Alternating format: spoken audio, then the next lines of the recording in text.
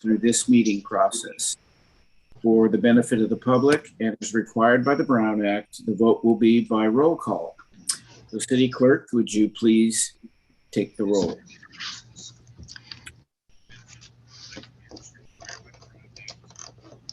Mayor Kalmick, Here. Mayor Pro Tem Verapapa, Here. Councilmember Masalavet, Here.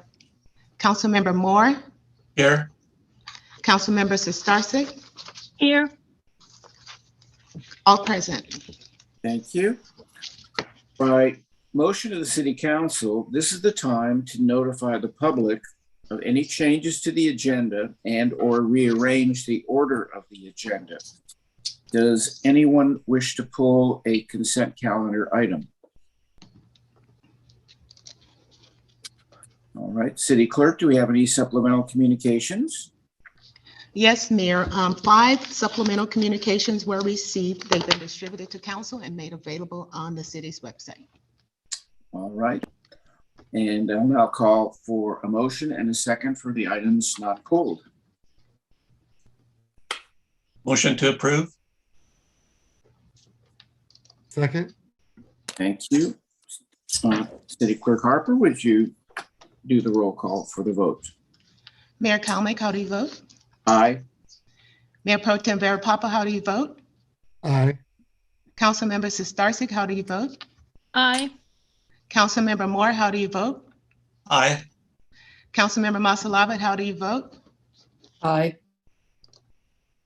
That passes 5-0. Thank you. Now we'd like to honor and recognize the fine work and the passing of Planning Commissioner Rondi Winkler. The mayor and the city council would like to take this opportunity to recognize Rondi for her years of service and leadership as District 2 Planning Commissioner.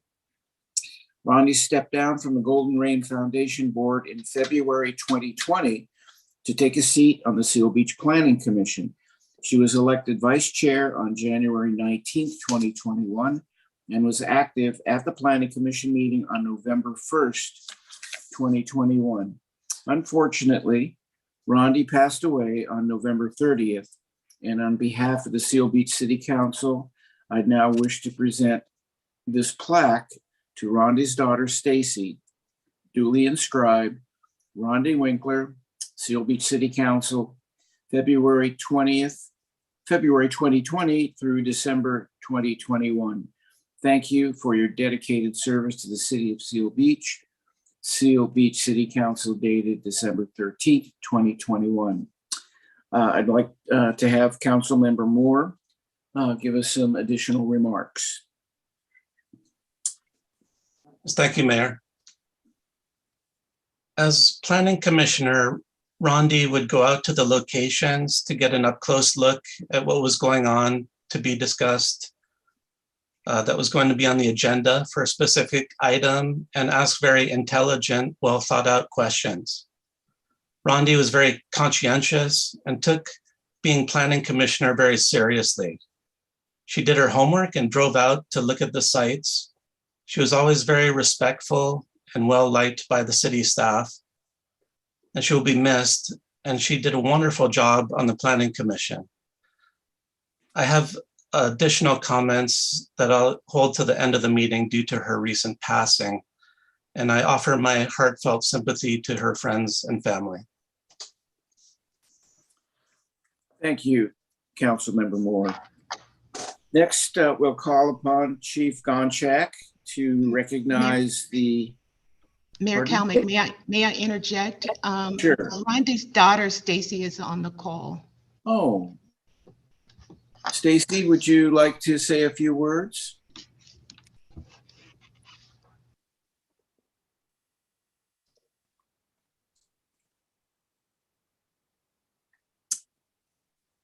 Is she still on the call? I'm here. I'm so sorry. Can you hear me now? Yes, go right ahead, please.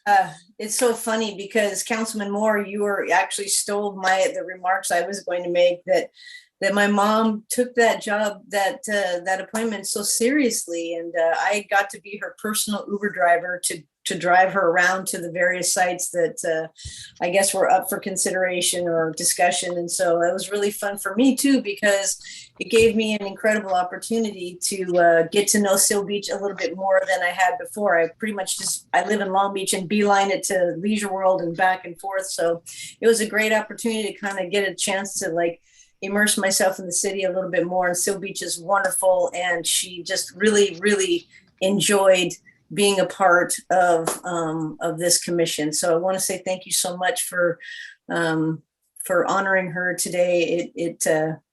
It was very important and very special to me. So thank you so much. Thank you, Stacy. And once again, our condolences on her passing. I appreciate that very much. Thank you. Mr. Mayor, may I say something? Please do. I've known Rondi for a few years. We became friends here in Leisure World, and we were both very interested in how Leisure World worked, and she was interested in how the city council worked and the planning commission, and we would have some good discussions about the bureaucracies and how different they are and how much the same they are. And it was great to just call her up and say, hey, Rondi, let's go to lunch. And she was always busy. I can't understand that. And, but we always made time to keep in touch and to talk to each other and laugh and about people and laugh about what we've done. And it was just a wonderful thing knowing Rondi.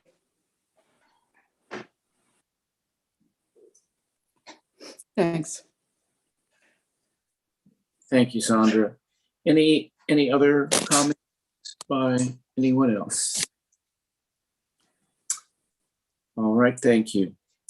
Now we'll call on Chief Phil Gonchak regarding the retirement recognition for police officer Eric Tittle.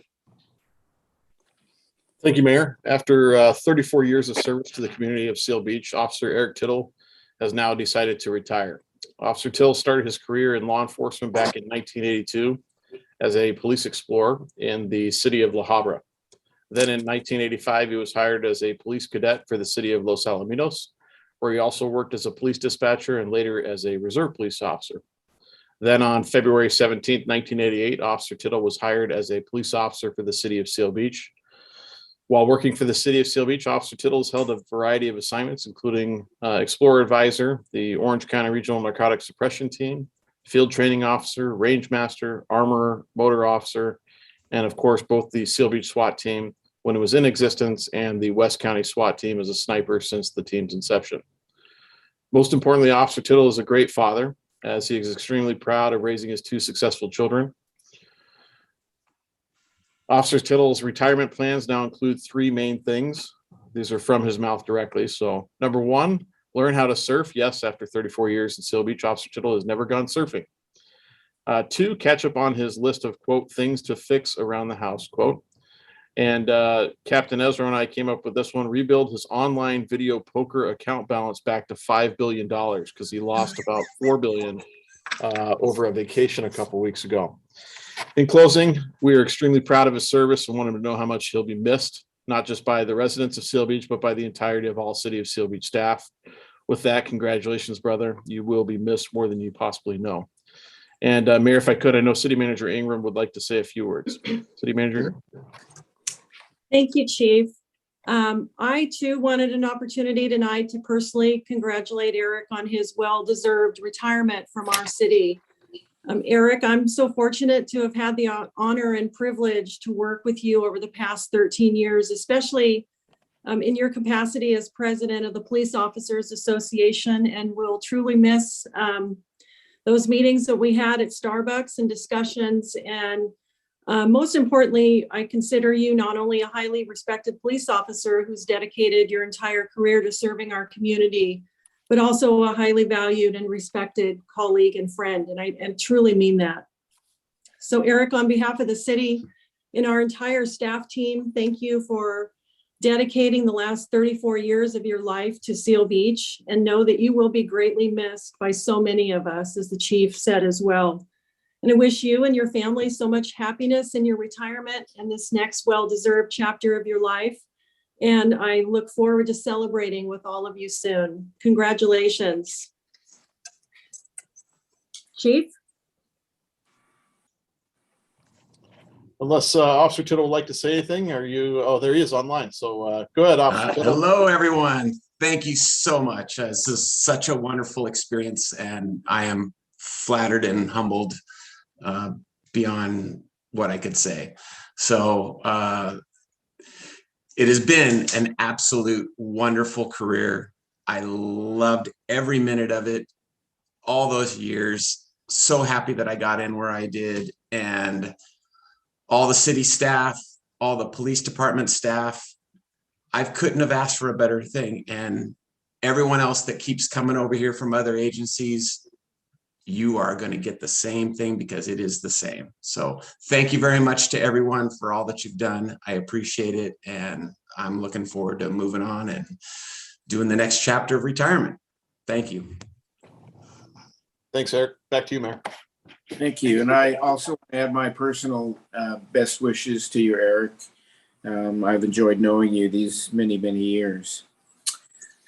Now, Absolutely. Thank you, sir. Okay, Eric. Next, we have some introductions of some new staff people. We'll start with Assistant City Manager Gallegos, who's going to introduce Management Analyst Lauren Barish. Thank you. Good evening, Mayor and members of the City Council. I have the privilege tonight to welcome our new management analyst, Lauren Barish. Lauren was born and raised in Orange County and is very passionate about public service and ensuring the government is working for the people in an accessible, efficient, and equitable manner. After graduating from Penn State with a degree in political science, she moved to Washington, D.C. to fulfill her dream of working on Capitol Hill, and was able to work in both the U.S. House of Representatives and the U.S. Senate. After working on campaigns in Colorado and D.C., Lauren moved back to Southern California to be close to family and worked as a project manager at a small business. Lauren most recently served as the executive assistant to Chief Gonchak at the police department. Prior to joining the Seal Beach PD, Lauren was the special projects director / field representative in a local congressional office where she fell in love with the people in the city of Seal Beach. In her spare time, Lauren enjoys spending time outdoors, eating breakfast at diners, and laughing with family and friends. Again, welcome to our Seal Beach family, Lauren. If you'd like to say a few words, you may. Thank you. And first off, I want to also say congrats to Officer Tittle. And I'll keep this short and sweet. I'm so grateful and honored to take this next step with the city. And thank you, Chief Gonchak, for being so supportive of me. And thank you, Council and Jill, Patrick, for this opportunity. And I'm excited to continue to work on behalf of our city. So thank you. And back to you, Patrick. Thank you, Lauren. And back to you, Mayor. Thank you. Next, I'll call upon Public Works Director Steve Miter, who's going to introduce Sean Sabo. Well, Mayor, members of the council, we are extremely excited to welcome Sean Sabo back to Seal Beach Public Works team as our new Public Works Management Analyst. Sean has over 10 years of municipal experience, having served the cities of Long Beach, Seal Beach, and more recently, Dana Point. Sean was first hired by Seal Beach in 2012 as a beach maintenance aide in the city's Public Works Department. Soon after, he was given the opportunity to serve as an interim in City Hall, where he worked in multiple departments, including Recreation, City Clerk, Finance, and City Manager's Office. While working as an intern in the City Manager's Office, Sean was promoted to Executive Assistant to the City Manager. After serving as an Executive Assistant for nearly 2 years, Sean transferred back to Public Works, which I must say I thought was a very good decision on his part, and ultimately accepted the position of water operator for the city's water division. Unfortunately, in June 2021, you could say the city of Dana Point stole him from us when Sean took his first management analyst position in their administrative services department, where his main areas of responsibility included human resources, risk management, labor relations, contract management, and coordination of special projects as assigned by the city manager. Sean holds a master's degree in public administration and a bachelor's degree in organizational communication studies, both from Cal State University Long Beach.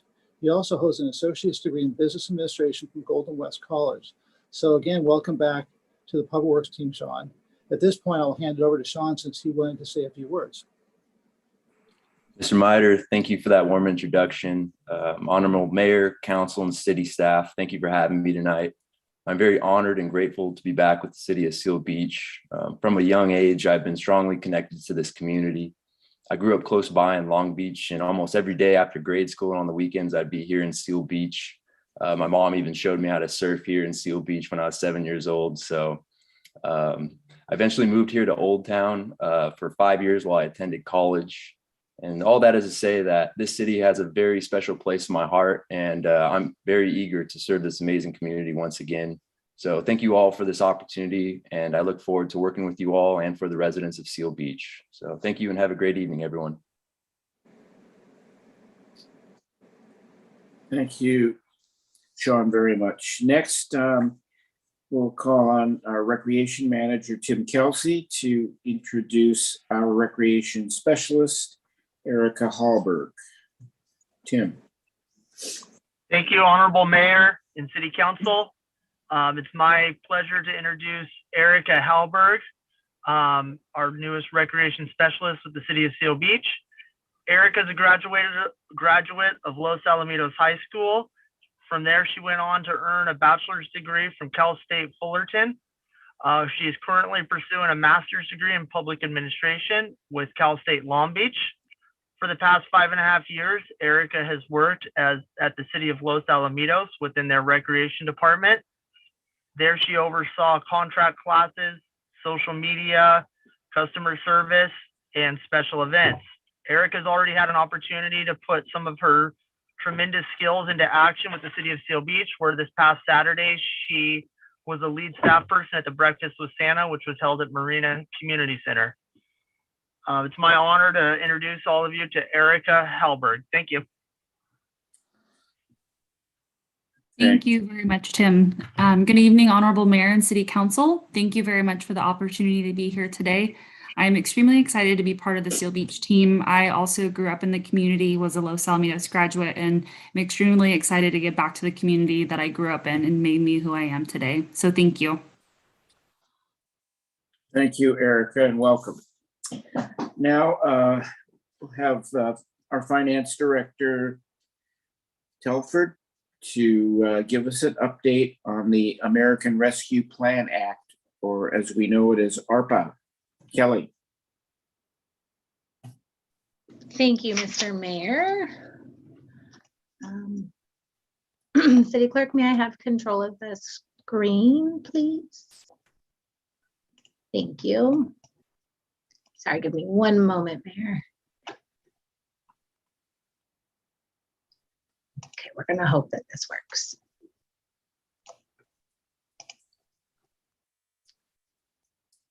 All right. Can you see the presentation, or do you just see a little man swimming in the ocean? No. I think we're seeing the presentation. Oh, you are? Okay, perfect. All right. Thank you. Good evening. Tonight, I would like to give you an update on the ARPA funding that the city received earlier this year. We've talked a little bit about the ARPA funding when I gave the COVID-19 funding update back in August. These funds came to us from the United States Department of Treasury, and the city expects to receive about 5.7 million. This number will likely change as cities disqualify or withdraw from the program, but this is an early estimate. We did receive 50% of this amount back in July of this year, and we expect the remainder July of next year. One of the questions that has recently been coming up from some of our city staff and from council is that funds, when does the funds needs to be spent? Funds must be encumbered by December 31st, 2024. Oh, hold on. It looks like you might be seeing the wrong screen. Let me fix that. Sorry, bear with me just 1 second.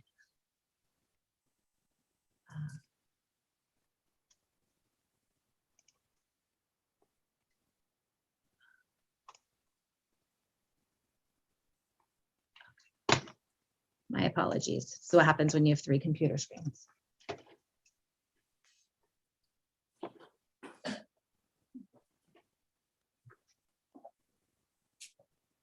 All right, it's not allowing me to select it at all. I apologize. This has never been a problem in the presentations before.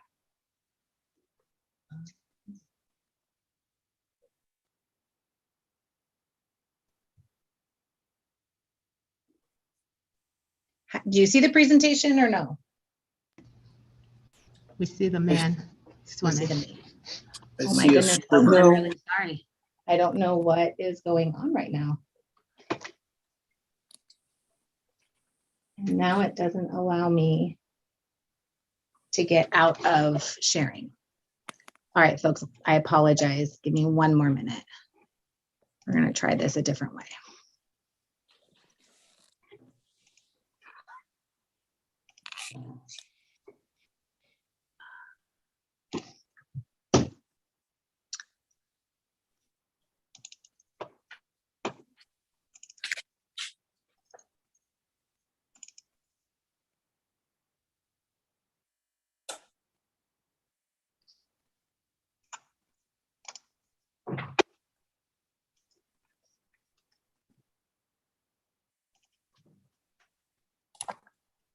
Kelly, if I may, the screen that you were showing earlier was, oh, there we go.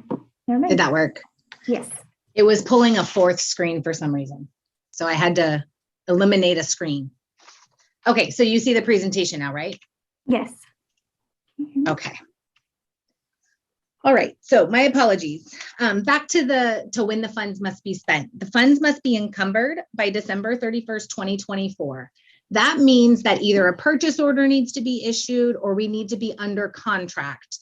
We essentially need to be obligated by the end of 2024. The second part of that requirement is that all of the payments to contractors have to be made, meaning all of the ARPA funds are paid out. The city no longer holds on to any money related to ARPA by December 31st, 2026.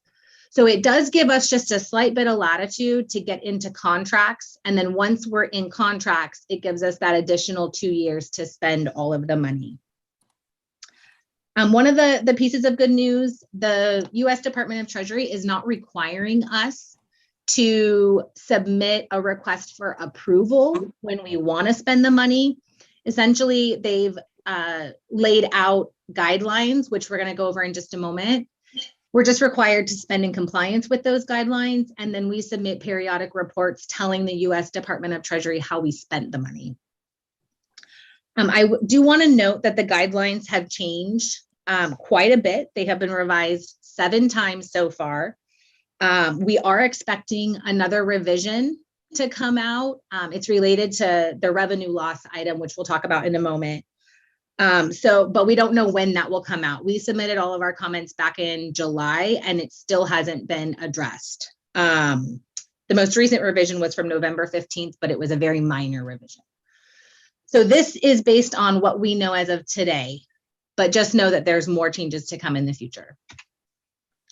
So this looks like a very long laundry list of eligible uses. The US Department of Treasury has split out eligible uses into 4 categories. The first category is responding to the public health emergency and negative economic impacts.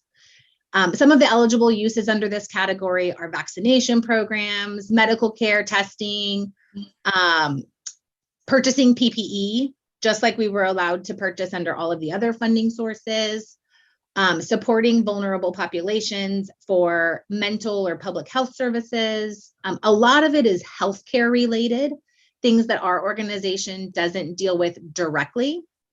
But I do want to point out a couple of things towards the bottom here You can see a couple of the last two bullet points: capital investment in public facilities and investment in parks, public plazas, and other public outdoor recreation spaces.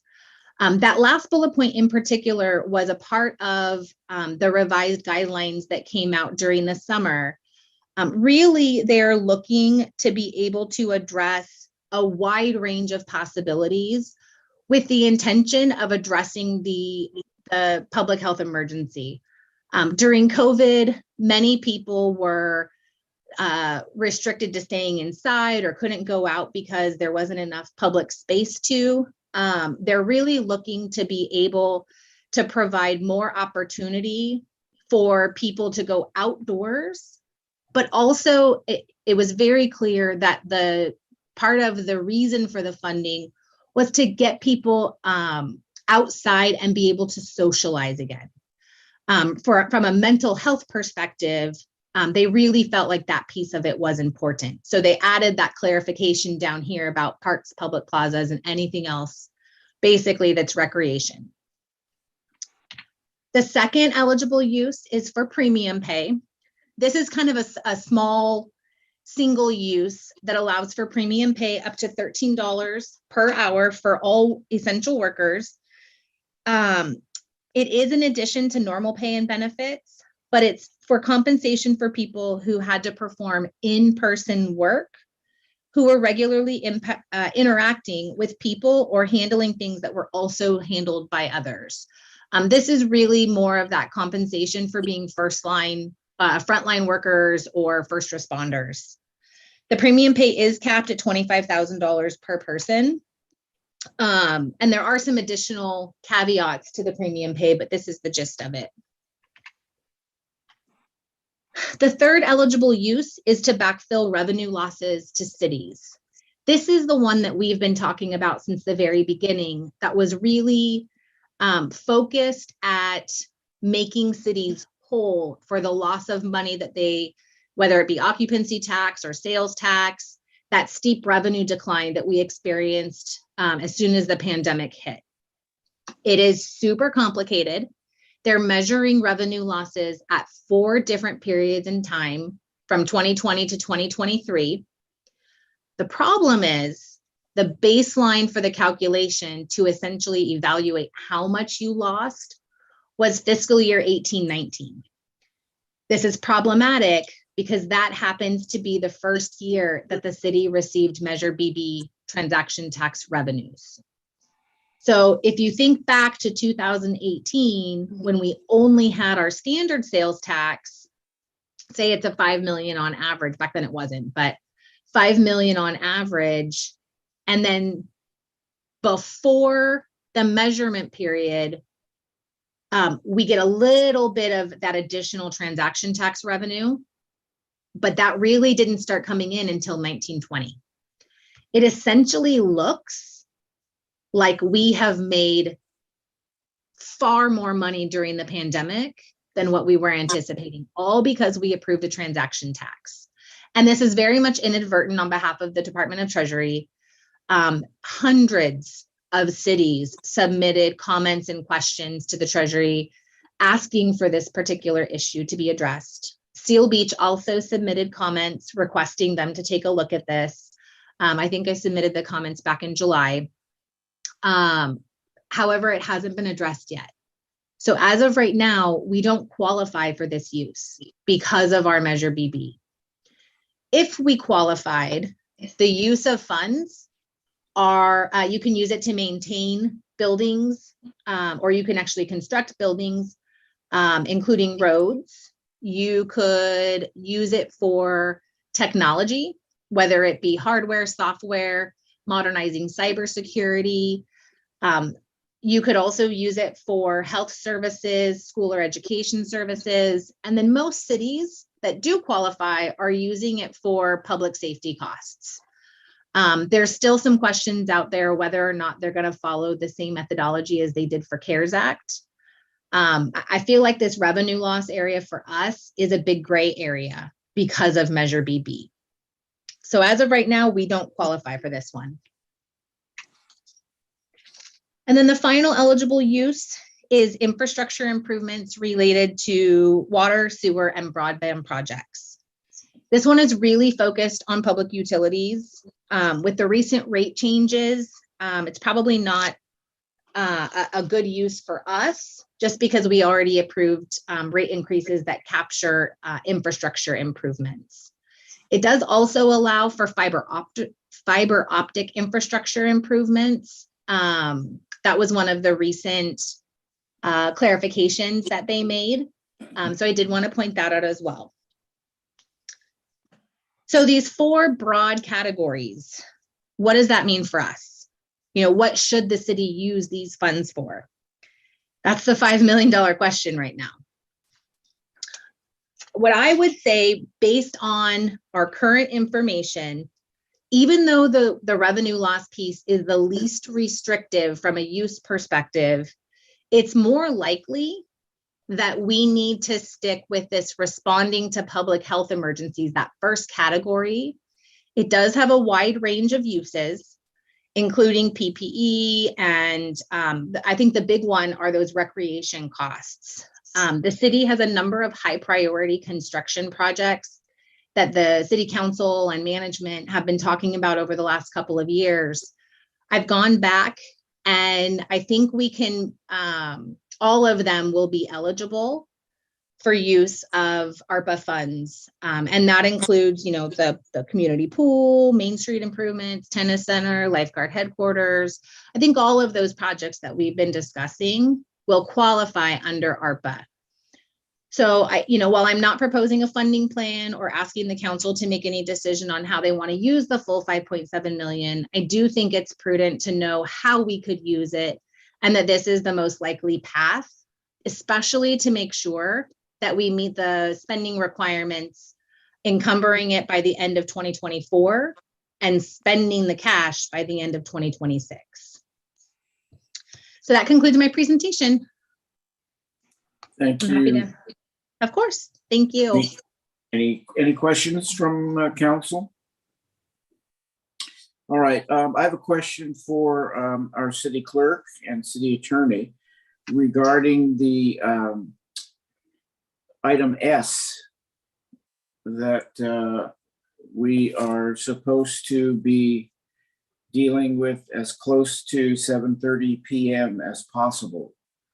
I'm looking at our agenda and it's already past 7:30 and it looks like we have a ways to go before we would get to that. Is there something that we should do regarding that item? Yes, Mayor, we'd suggest that because the hearing is noticed for 7:30 p.m., and I'll explain the legal requirements in a minute, that you move that item up, hold that hearing at this point, and I don't think it'll be a lengthy item this evening. All right, then we will handle item S now, and I'll call on our city attorney, Steele, to present this. Thank you, Mayor, members of the council.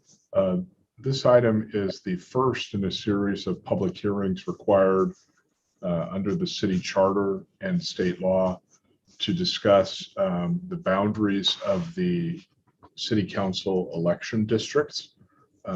Every 10 years following the census, you are required by the city charter to reevaluate the boundaries of city election districts in light of the census data to determine primarily whether those districts are still substantially equal in population, each containing roughly 1/5 of the population of the city with a small amount of deviation permitted.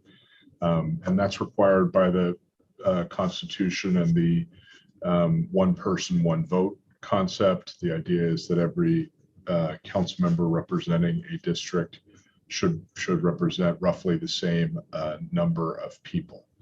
So under the city charter and state law, this process requires a series of public hearings prior to the time the council votes on a redesignated set of maps for elections starting in 2022. And this hearing has been noticed as the first in that series. The charter contemplates that the city will appoint a subcommittee of or a committee to kind of handle this review and then report back to the city council. We brought this item to the council several months ago, and the council determined that you were going to appoint a subcommittee of 2 council members to conduct the next couple of public hearings and look at the census data and determine whether any change is advisable or needed in the boundaries of the city council districts. After this hearing, assuming you take the actions that are recommended in the staff report, the city manager will be authorized to retain a service that does demographic population analysis, and they'll apply the new census data to the current city council districts to determine whether the population is still substantially equal as it was in 2011 when these districts were last reviewed.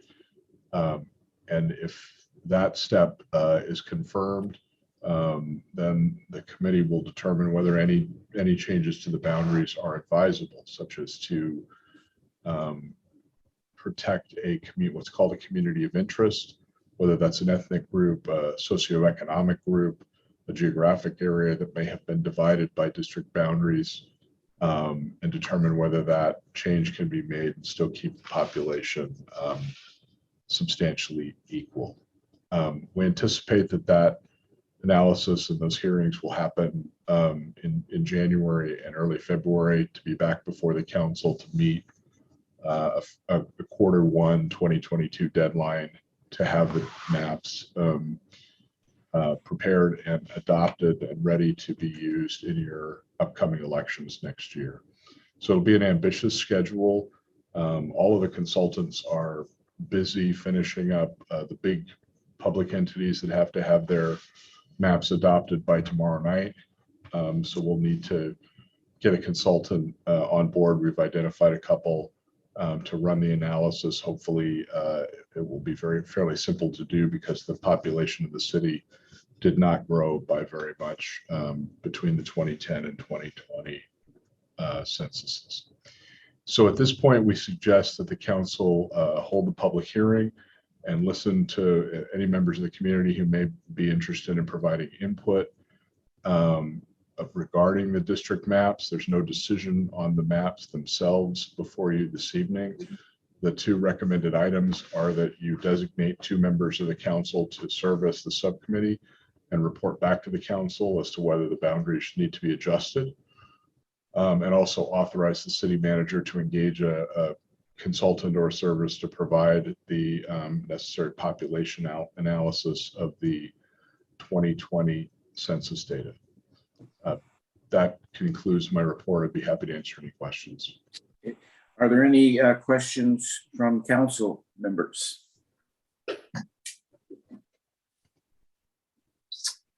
Okay, I'll now open the public hearing. City Clerk, do we have any members of the public on the call wishing to speak?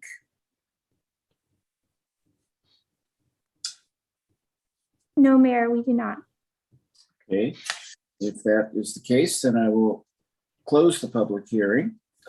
Are there any additional council member questions about this? My question would be, are we going to do the designation of the subcommittee at this point? Yes, Mayor, we'd appreciate having the 2 members designated, as well as authorizing the city manager to enter into a contract for the demographic analysis. Okay, then at this point, then before we vote, I will ask if there are any council members that wish to volunteer for one of the 2 positions. I would like to volunteer. Okay.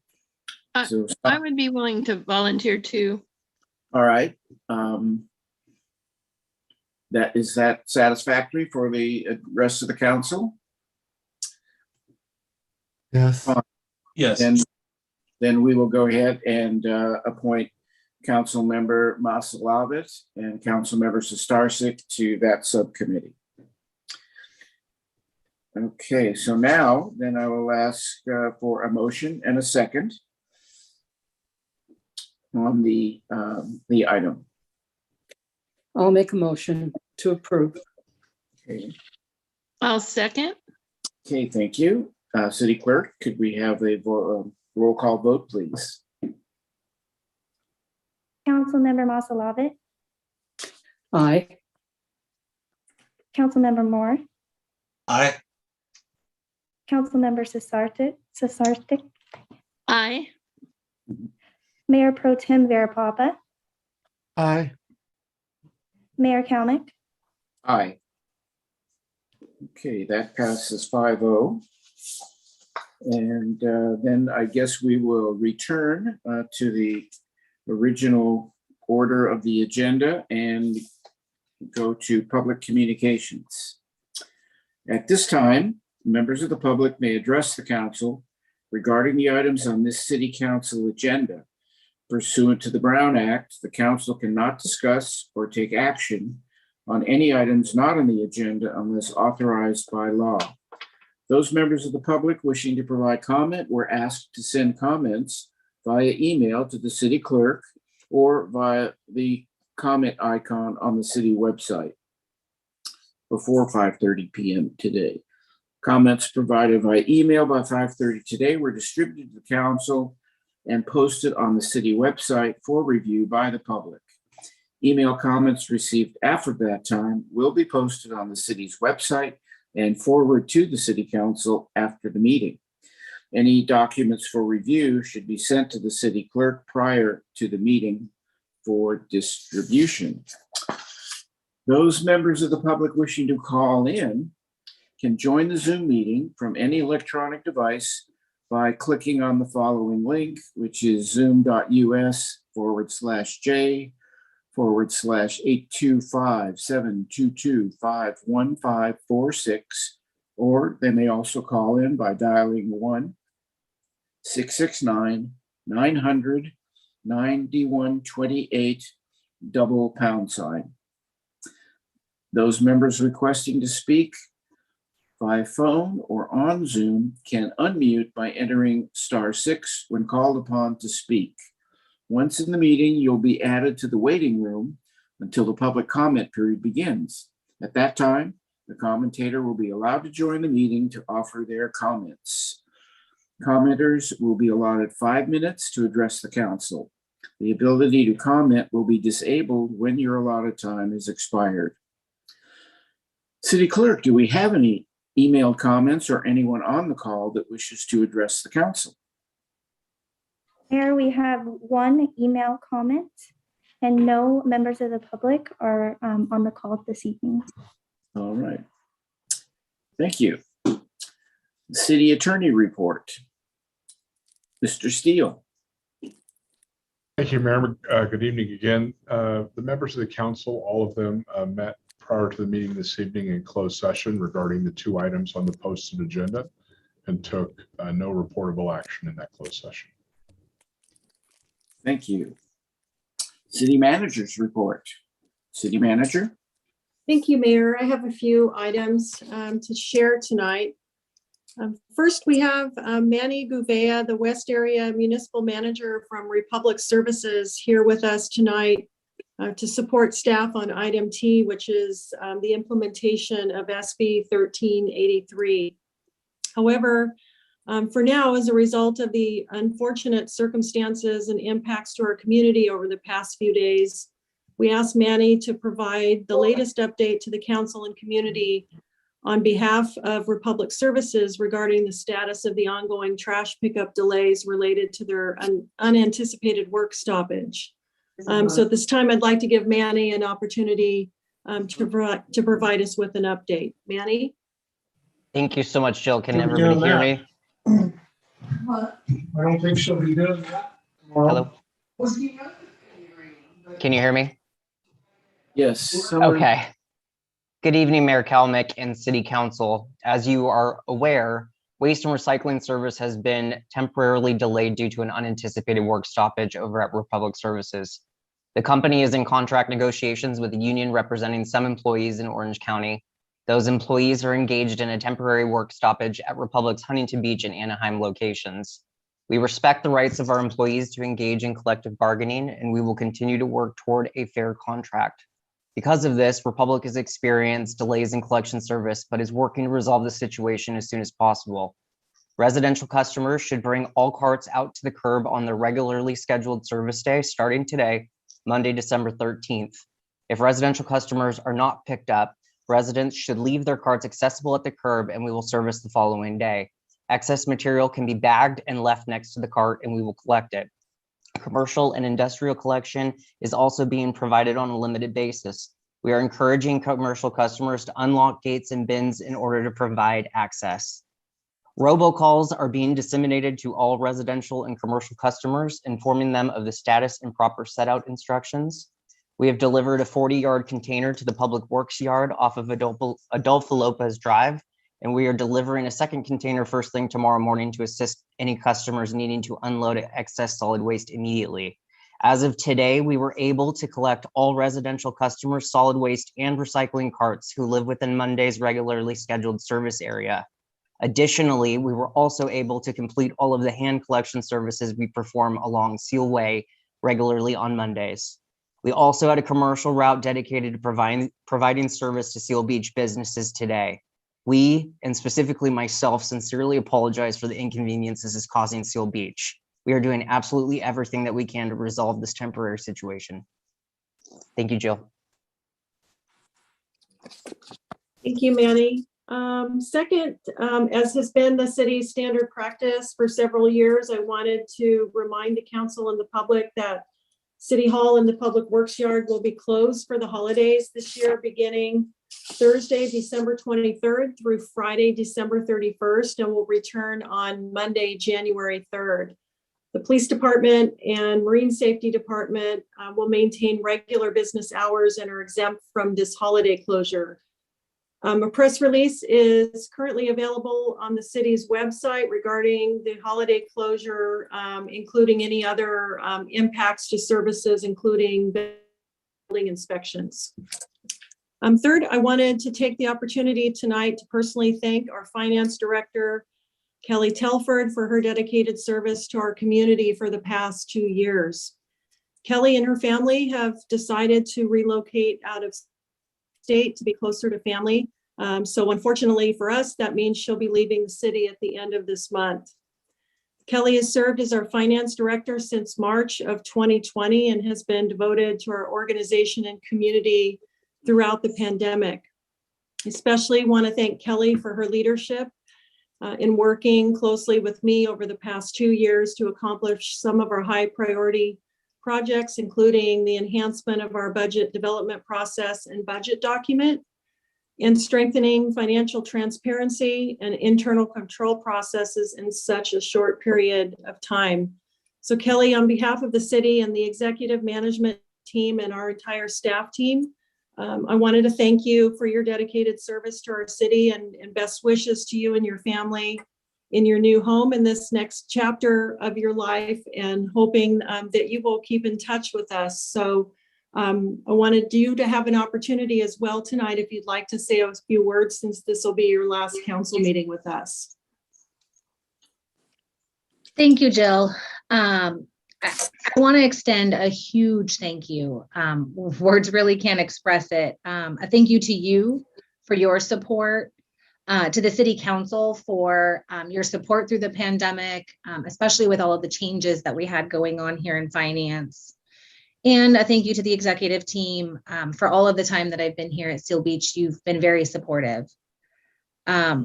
Without your support, we wouldn't have been able to do all of the really great things that this department has been able to accomplish over the last 2 years. I also want to thank my amazing team, Elena, Lewis, Taylor, Vanessa, Mary, and Yadira. We have done so much over the last 2 years, probably enough to last 5 years. And I've pushed each of you, and you have done amazing. I am so proud of each of you, and I know you will continue to be successful. It really has been a great experience, and I've really enjoyed working here at the City of Seal Beach. And I'm hoping that this isn't goodbye, This is just a see you soon.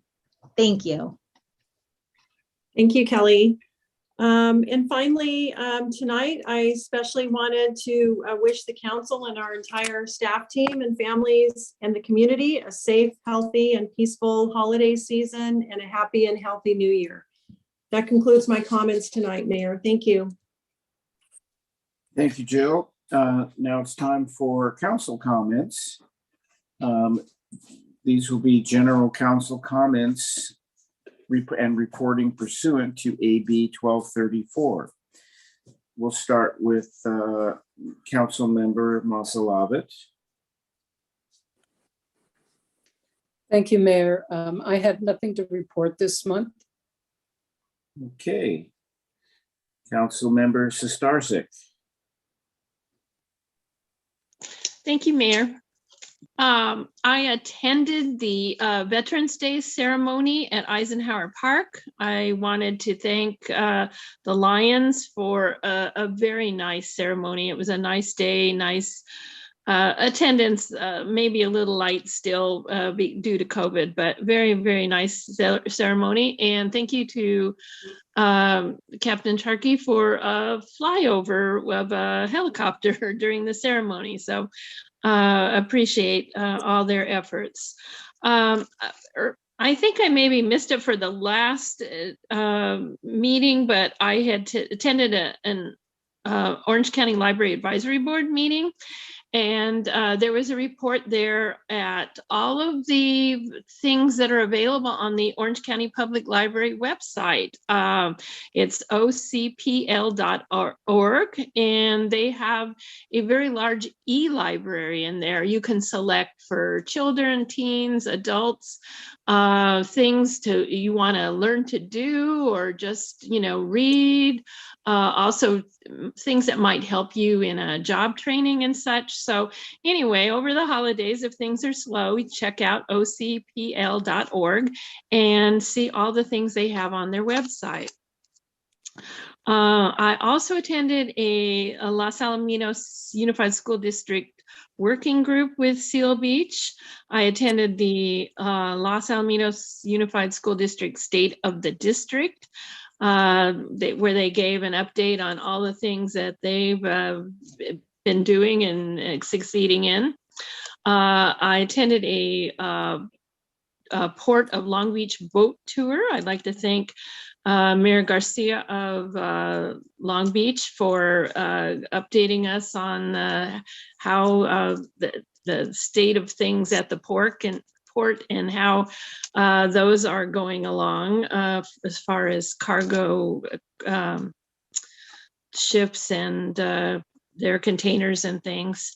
I attended a regional military affairs meeting, an airport land use commission meeting, the Seal Beach Christmas parade. Thank you to everyone. That was a really, really nice parade this year. I think everybody was just happy to be out and get back to old times. And on Sunday, yesterday, I attended the College Park East Neighborhood Association Snow in the Park event. Very nice weather, good turnout. Everybody was very happy, very appreciative to be back celebrating together. So anyway, that's my report. Thank you very much. Thank you, Shelley. Councilman Moore. Thank you, Mayor. I'd like to just thank the city and Patrick Gallegos real quick for providing updates for the Republic Services trash and recycling issue. It's been very helpful for me in responding to residents. I've listened in and commented at a redistricting meeting last week. I went to a dinner a week ago in Leisure World, enjoyed talking with many Leisure World residents.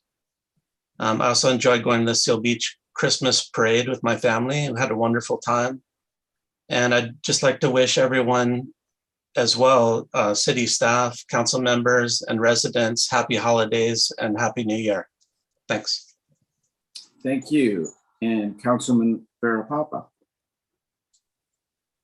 Yeah, thank you, Mayor. I also attended the Los Alamitos Unified School District working meeting as well as the boat tour of Long Beach Harbor and the freights. Really informative. I appreciate the Mayor Garcia reaching out to our city as well. I attended the Christmas parade this year. It was great seeing everyone out there. Truly appreciate all the volunteers, the city staff, Lions Club, police department, and the fire departments working together to ensure a safe, fun, and successful parade. A lot of residents were very complimentary of this parade, and we're happy to be out again. So thank you for that.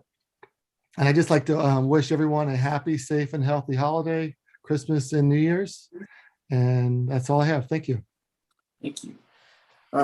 My activities in the last few weeks have been somewhat varied, along with Council Member Vera Papa and Council Member Sestarsik.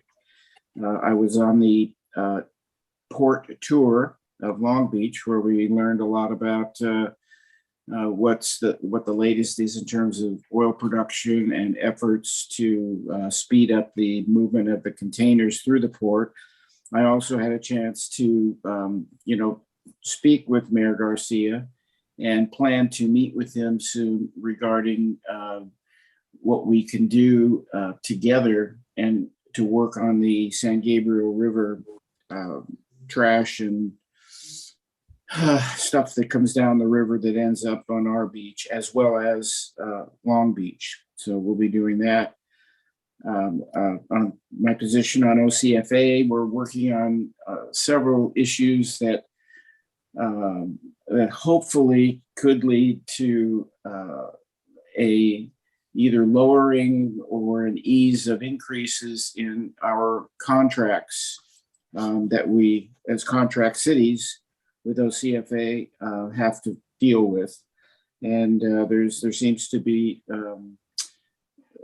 more consensus among the non-contract cities, those that are funded by property tax, to be more cooperative in trying to accomplish that. I attended both SCAG, which is the Southern California Association of Governments that I sit on, and which is the major planning entity for the state, and where we get our RHNA numbers, which is the regional housing number that regarding how many housing units that we are required to prepare to rezone to build at some future date. And attended the General Assembly for OCOG, which is the Orange County Council of Governments, which is a subset of SCAG. It's very educational. I learned a lot about what other cities are doing with regard to planning and housing and some of the struggles that we share. I also had the honor to attend the groundbreaking ceremony for the new proposed Veterans Cemetery in Anaheim Hills. We had all 34 Orange County cities represented. We had the entire Board of Supervisors, and it was really quite a moving ceremony to finally get a home for this cemetery for our veterans. And that's about all. I also want to wish everybody in our community a very happy and safe holiday, and look forward to a better year for us all next year. Thank you. Next, council items. I will call on Assistant City Manager Patrick Gallegos to discuss item A. Thank you, Mayor, members of the City Council. Good evening again.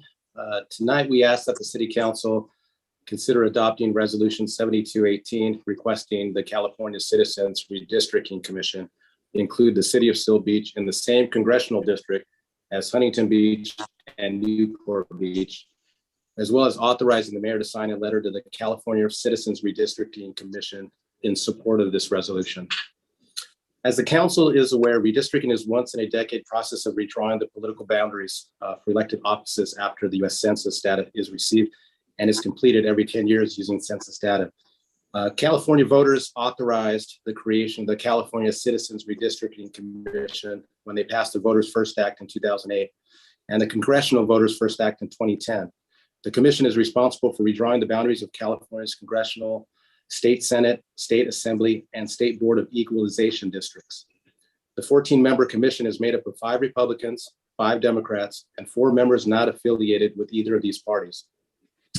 The commission is directed to draw the district lines in conformity with strict, nonpartisan rules designed to create districts of relatively equal population that will provide fair representation for all Californians. The commission has held outreach and education meetings and released maps for the public's input.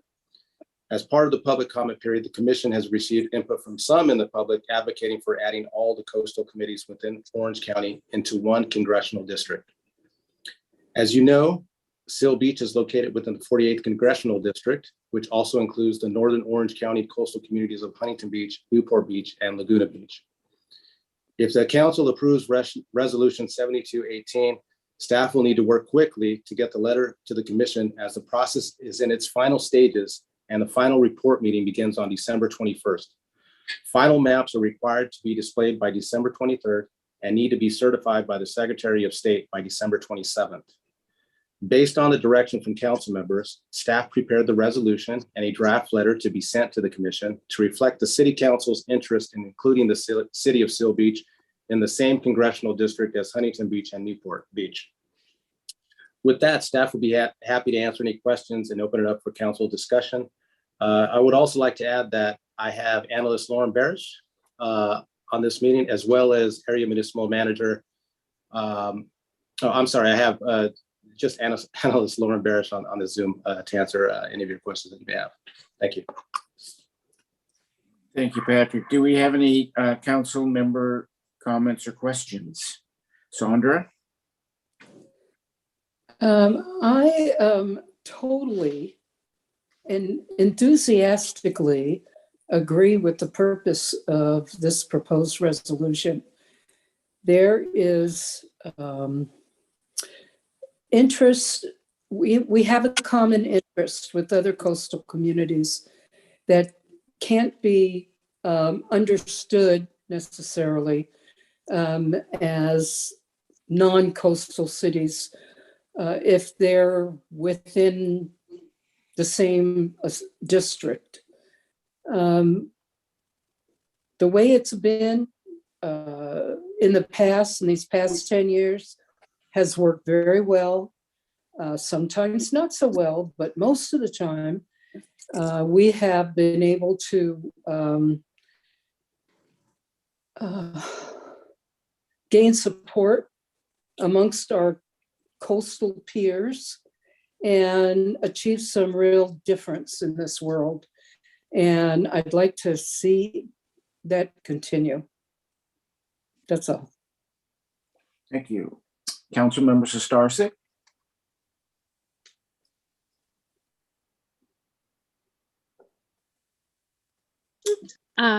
Yeah, yes, I was following the meeting today, and it looks like we're still good right now, but I have been attending some of these meetings, and things are fluid. So I appreciate getting a letter out to hopefully keep things that way. Thank you. Okay. Councilmember Moore? Yeah, I'm also in agreement with this resolution. As Council Member Sistarsik pointed out, it looks like we are grouped with the other beach cities right now in the latest draft, but I still think it's difficult to follow and constantly changing. So I think it's good to do this as well. And I think it's important to make it known that we remain in the district with Huntington Beach and Newport Beach, which share a lot of the same interests. Thanks. Thank you. Councilmember Varapapa? Yes, I agree with my fellow council members. Thank you very much. Okay. And I also agree with approving this resolution. Also just point out, in case members of our community aren't aware, that with regard to the county supervisorial districts, that has changed.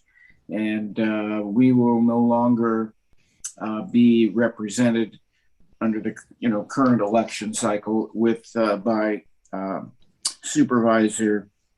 I just forgot her name. It's Foley. Katrina Foley. Thank you. We will now be part of the first district, which is represented by Andrew Doe on the board. So I think we have to establish new relationships. I had the opportunity of meeting him at the Veterans groundbreaking. And so hopefully we'll have him and his staff come in and visit Seal Beach and make sure that we have the same kind of relationship that we've had in the past with Supervisor Foley. And that is the end of my comments. So I will now ask for a motion and a second on approving the resolution. Yes? Motion to approve. Thank you. Second? Second.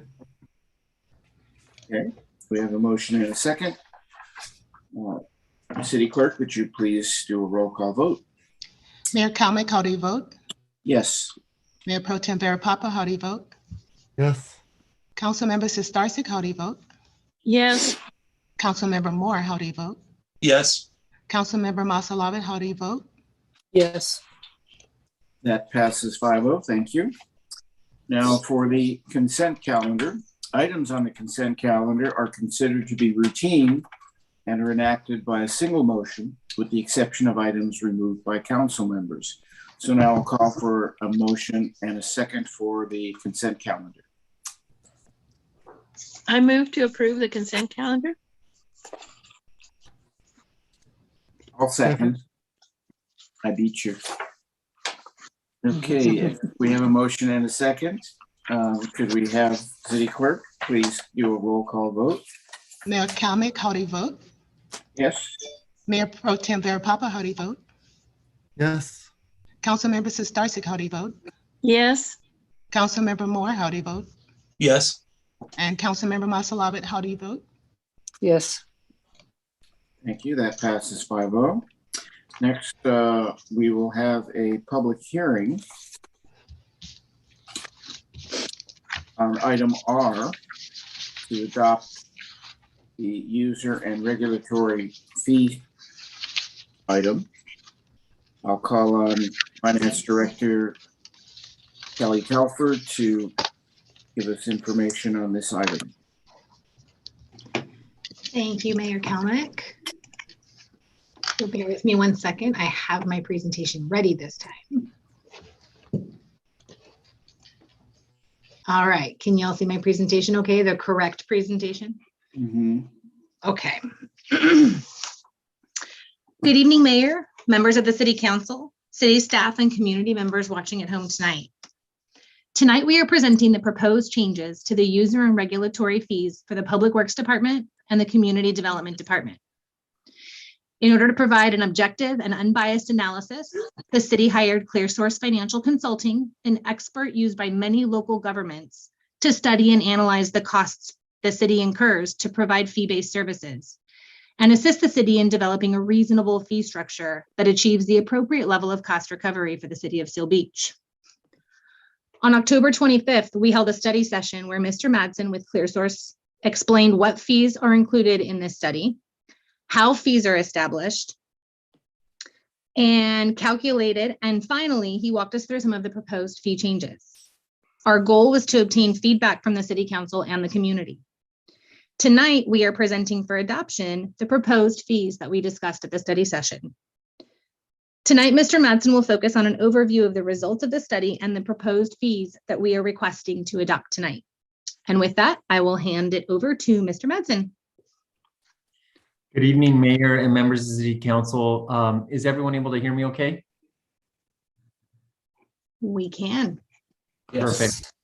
Well, nice to speak with you again. Thank you for allowing me to participate in this topic one more time. As a reminder, we're discussing what are commonly referred to as user and regulatory fees. These are fees that the city collects when services provided either specifically requested by, or it's a causation effect where a member of the public is performing some sort of construction project or development review project or needs some form of permitting. The city recovers costs of performing those services to free general fund resources to provide those services that provide that broad, general, community-wide benefit. One more reminder for the council, these are fees that we're dealing with. We are not dealing with any form of sales tax, property tax, any assessments, any of those kind of items, nothing to do with utility rates. It's limited to a certain portion of your population that might want to build a new home, build a business, do a tenant improvement, or some form of remodel. This would be the most common scenarios we'd be thinking about. Next slide, please. So we're talking about building fees, planning fees, public works, engineering fees, and there are really a lot of services that are being provided to help order and inform construction within city limits. It's an intensive process because you want to maintain the look and feel of the community. You want to ensure compliance with varying building codes and municipal codes. We deal with things like intake, initial review, multiple rounds of meetings, lots of project correspondence, multiple rounds of review. So it's a very intensive process that we're dealing with, and there are significant city costs associated with regulating these development efforts. Next slide, please. As you heard at the meeting in October, there is room for enhanced cost recovery. You have hundreds of fees in the city fee schedule, and so cost recovery sort of varies by fee, but we look at cost recovery in the aggregate and then at the individual fee level. So there is room for enhanced cost recovery in the aggregate, but that the level of proposed cost recovery enhancement varies fee by fee. And so the study examines both of those and makes recommendations at the aggregate level and then at the individual fee level. Next slide, please. Because there are hundreds of fees, and that is common throughout California. So cities throughout California typically have hundreds of fees in their fee schedule because they are trying to accommodate the various development or construction scenarios that might come through their doors. So there might be a need for a minor permit, a need for a major permit, a need for somewhere in between. There's just lots of scenarios that could walk in the door. So you have hundreds of individual fees outlined. Some of them you may see frequently and some of them you may see very infrequently. Because there's hundreds of fees, it's really hard to give the council a picture of where you stand in terms of all fees you collect. Depending on the fee you examine, you may be at the lower end of a regional fee spectrum or at the upper end of a regional fee spectrum. But what we want to remind the council is that our task when we performed this study was to identify the city's cost of service. That was our first move, without regard for neighboring agencies, is what does it cost to perform these services in Seal Beach?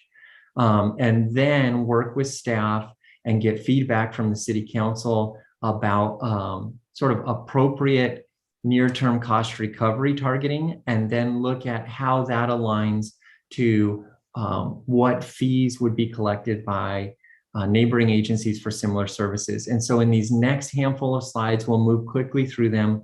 But what we're saying is there is this general pattern that can be identified that today, from the agencies we compared against, Seal Beach does fall at the lower end of the fee spectrum for these various services we examined.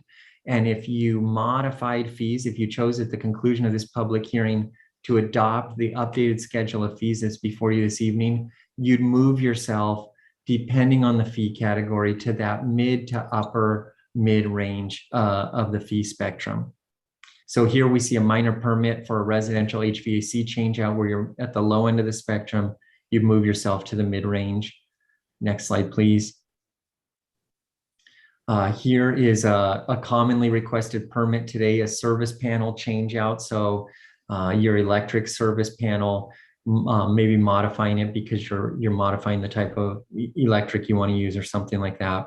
And again, at the lower end of the fee spectrum today, and just moving yourself into that general range of the region. And what we try to look at here is whether you're at the lower mid or upper mid, or even at the upper end of the fee spectrum, we're trying to figure out, is there this general consensus of fees, and do you fall within it? And the answer is, over and over, we felt like the outcomes here that the council is being asked to consider for adoption keep you in the general range of this regional fee spectrum. Next slide. Here's a solar install. This is residential solar, so smaller projects, and you have a zero fee in place today. We do recommend moving to a fee for this service. The California Government Code outlines ways to calculate fees or to establish fees for these.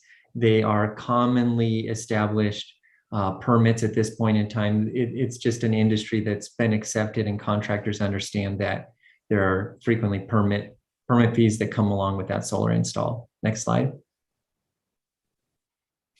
Here's a building permit for what we would think of as a residential remodel project, or maybe a small tenant improvement.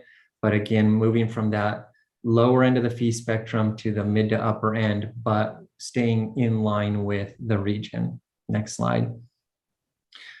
Here we move to temporary use permits. And the reason we brought this slide in is to show you that even in the planning fee world, where we might have something called a temporary use permit, there can be variations in need. And so you have in place today a minor and a major category, and we continue to keep this minor and major distinction. So if something is minor, there is an idea that we would have less staff effort associated with it than something's major, and so you'd pay a lower fee than you would for something that's major. Next slide. Appeals are fees that are frequently subsidized by local governments. They're intensive processes. They take a lot of service hours to deal with because there's a lot of research and follow-up and those kind of things. What we're trying to show here is that even with the updated fees, you still distinguish between the types of appellants you're dealing with, and you're maintaining yourself within the range of the region. Next slide. And so those were sort of these case-by-case bases for either frequently requested permit scenarios, or scenarios that may have a particular community goal involved, like making sure we're not prohibiting somebody's ability to appeal through our fee structure. Now we look at it in the aggregate, and you see from the left-hand side, you see this building fees, current planning fees, public works engineering fees, and so on and so forth. And what you see is that these fee-related services cost the city just over $2 million a year on average to perform. And the fee revenue that's coming in the door right now is just over $1 million a year. So there's about a $945,000 typical annual subsidy from the general fund. What it means is that we know to perform these services year over year based on the volume we're dealing with, it costs the city about $2 million. The city of Seal Beach does pay out $2 million in costs, but it receives only $1 million in fee revenue. So the difference between the $1 million in fee revenue that comes in the door and the $2 million cost is funded by these general fund resources, which are competing for priority. So as a city council, you have a number of items before you to consider as, should I use my resource this way or that way, or this way or that way? Right now, the city council is using about 945,000 of resource to offset the costs of these fee-related services that a lot of local communities are really pushing towards more and more cost recovery, because there is this clear direct recipient beneficiary. And so a lot of times when we have a clear direct receiver of service, we try and find a direct form of recovery for those costs so that we can use general funds for general community-wide benefit. Because there is that significant under recovery, we are not proposing to move to 100% cost recovery, but we are proposing to significantly enhance it. And you would have new revenue to the general fund, close to $500,000 based on your existing volume. And you take your cost recovery from about 50% to about 75%. And so you would significantly enhance cost recovery, but maintain yourself within the realm of the region. So this concludes my presentation. If you have any questions or feedback, we're happy to participate in the remainder of this topic. Thank you for your attention. Thank you. Do we have any questions from council? I have one question. Could you give us an idea of how rigorous an analysis you did in determining what our costs actually are, as opposed to saying, well, it should take about an hour, or it should take about this? I mean, how did you drill down to come up with the numbers that you did in terms of what our actual cost to provide a service is? So it's an intensive exercise. We used multiple years of actual revenues and actual expenditures. We looked at adopted revenues and adopted expenditures. So we used your city's financial data. We conducted interviews with your staff team. We looked at your labor data, your contract services that you use to perform services. So multiple data points to look at, hey, is the recovery levels that we're expressing aligned to historical recovery? We do these little poke tests. It's like audits for reasonableness, right? So we looked at multiple years of history. We thought through citywide support in addition to just the direct budget of the service unit. So you may have a direct budget that is called building services or something, but they receive citywide support from finance, human resources, IT, all these divisional supports they're provided. So we thought through those layers. We also conducted interviews with city staff to talk through on a typical scenario, 6 out of 10 times, what type of labor effort would we expect on these various project types, and then looked at annual volume.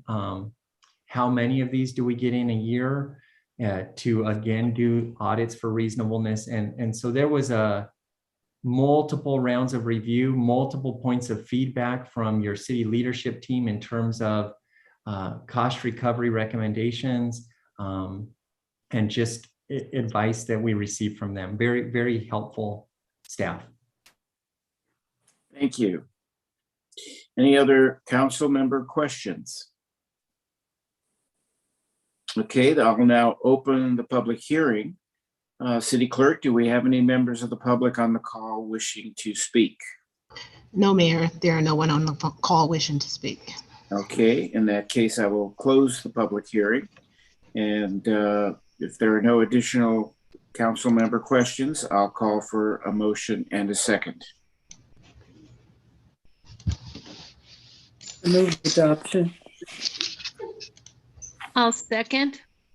Thank you. And for a roll call vote, please, City Clerk. Mayor Kalmick, how do you vote? Yes. Mayor Pro Tem Vera Papa, how do you vote? Yes. Councilmember Moore, how do you vote? Yes. Councilmember Masalavat, how do you vote? Yes. Councilmember Sistarsik, how do you vote? Yes. Motion carries 5 votes yes. Thank you. Moving on to new business, item T, introduction of an ordinance to implement the requirements of SB 1383, which is the item regarding the mandatory organic waste disposal issue. And I'll call on Assistant City Manager Gallegos to present this item, please. Good evening, Mayor and members of the council. Tonight, we ask that the council consider their introduction by first reading by title only and waive further reading of Ordinance 1692, adding Chapter 6.25, Mandatory Organic Waste Disposal Reduction to Title 6 of the Seal Beach Municipal Code to implement the requirements of Senate Bill 1383. As part of a statewide effort to reduce emissions of short-lived climate pollutants, Senate Bill 1383 requires the Department of Resources and Recycling and Recovery, also known as CalRecycle, to reduce organic waste disposal in landfills and increase edible food recovery, among other provisions. Specific goals of SB 1383 include reducing organic waste disposal by 50% of the 2014 levels by 2020, reducing organic waste disposal by 75% of the 2014 level by 2025, and recover 20% of currently disposed of edible food for human consumption through food recovery services by 2025. Local jurisdictions, including the City of Seal Beach, are responsible for implementing SB 1383, which will require extensive coordination with multiple stakeholders. And some of these requirements include providing organic collection services to all residents and businesses, establishing a food recovery program to recover edible food, conducting education and outreach efforts to all affected parties, including city departments, waste generators, haulers, facilities, and edible food recovery organizations. It also, we need to ensure compliance with SB 1383 through enforcement. As of January 1st, 2022, the city will be required to follow SB 1383 and provide collection services to residential and commercial generators, establish enforcement mechanisms, and develop programmatic opportunities related to food recovery. While the city will not have the first and second reading of the ordinance adopted by council before the end of the calendar year, if the council adopts the first reading of this ordinance tonight, staff intends on bringing back to council the second reading of the ordinance in January of 2022. Additionally, city staff has informed CalRecycle of the city's adoption schedule and continues to work closely with their staff to ensure they are fully informed of the city's objective to be in full compliance with this bill. Once the ordinance is adopted in January, staff will return with a recommendation to award a contract with HF&H Consulting Services to assist the city with negotiation of SB 1383 customer rates. When the proposed 1383 rates have been negotiated between the city and Republic, staff will return to council with a recommendation to consider the adoption of these new rates and will provide an implementation schedule. Finally, it should be noted that from 2022 to 2023, SB 1383 will allow the city to take a non-punitive approach to customer enforcement. However, the city must begin taking punitive action against non-compliant customers starting on January 1st, 2024. There is no impact on the general fund related to this consideration and adoption of Ordinance 1692. However, as an unfunded mandate, SB 1383 may have a financial impact on the city. The full financial impact of compliance with SB 1383 will be addressed in future items that will be brought to council for consideration. With that, I'd be happy to answer any questions. And again, I have Area Municipal Manager Manny Gouveia with Republic Services on this call as well to answer any of your questions. With that, Mayor. Thank you. Do we have any questions or comments from council? I had a couple of questions, Mayor. Sure, thank you. Go ahead, Cheryl. I was reading through this and I know that we're just getting started, but I was wondering, I've asked a couple times, you know, where we are, and I wanted to find out if we know any more about where we are in this process as far as our hauler, and what would the process be like for our residents. In here, I saw something indicating food waste in the green can, but I didn't know if that was true or not. Anyway, that was one of my questions. Thank you for that question, Mayor Starstic. I'm going to pass it over to Manny Gouveia to respond to that, since he's the subject matter expert on the carts. Thank you. Sure thing. So what we are proposing and implementing with all of our partner cities moving forward for compliance with 1383 is correct. So we are asking residents to put their food waste into their grain carts. And from there, we will collect, bring it to a compost facility that is permitted to accept the commingled food and green waste, and subsequently allow the city to get full diversion credit for the disposal of that material. On a commercial standpoint, it would basically be a broadening of the 1826 program that council approved recently. And it would be a combination of source separated food waste, specifically from food waste generators such as restaurants and other food establishments, and then also for multifamily properties, the opportunity for commingled green and food collection. Okay, so it would be commingled. You wouldn't have to separate and rebag or anything like that then? That's correct, and no new cart. No new Since Seal cart, Beach okay. has the green waste containers today. Okay. I also read in there talking about community composting sites. I don't know if we have any like that. The city my daughter lives in has one where you bring your things and then you get some compost in trade. How would they put this toward, well, maybe, you know, if you don't have them, I don't know, but I wonder how that counts toward the credit for recycling. I guess maybe they can take your information, but I wondered how that worked. To my knowledge and understanding, there's no credits offered by CalRecycle for community compost facilities or Okay. locations. And there is a requirement of 1383 that does require cities to procure compost that is recovered from Oh, okay. recycled organic material, basically. Okay. Okay. And after 2023, how punitive, I was reading something here about city inspections. Is that a commercial, or how punitive are they requiring you to be, or to find out if people are participating as they're supposed to be? So it's actually quite robust. The law requires the cities to be the enforcers of compliance from all residential and business standpoint. So essentially, if a business generates more than 10 gallons of organic material per week, they are required without exception to participate in the program.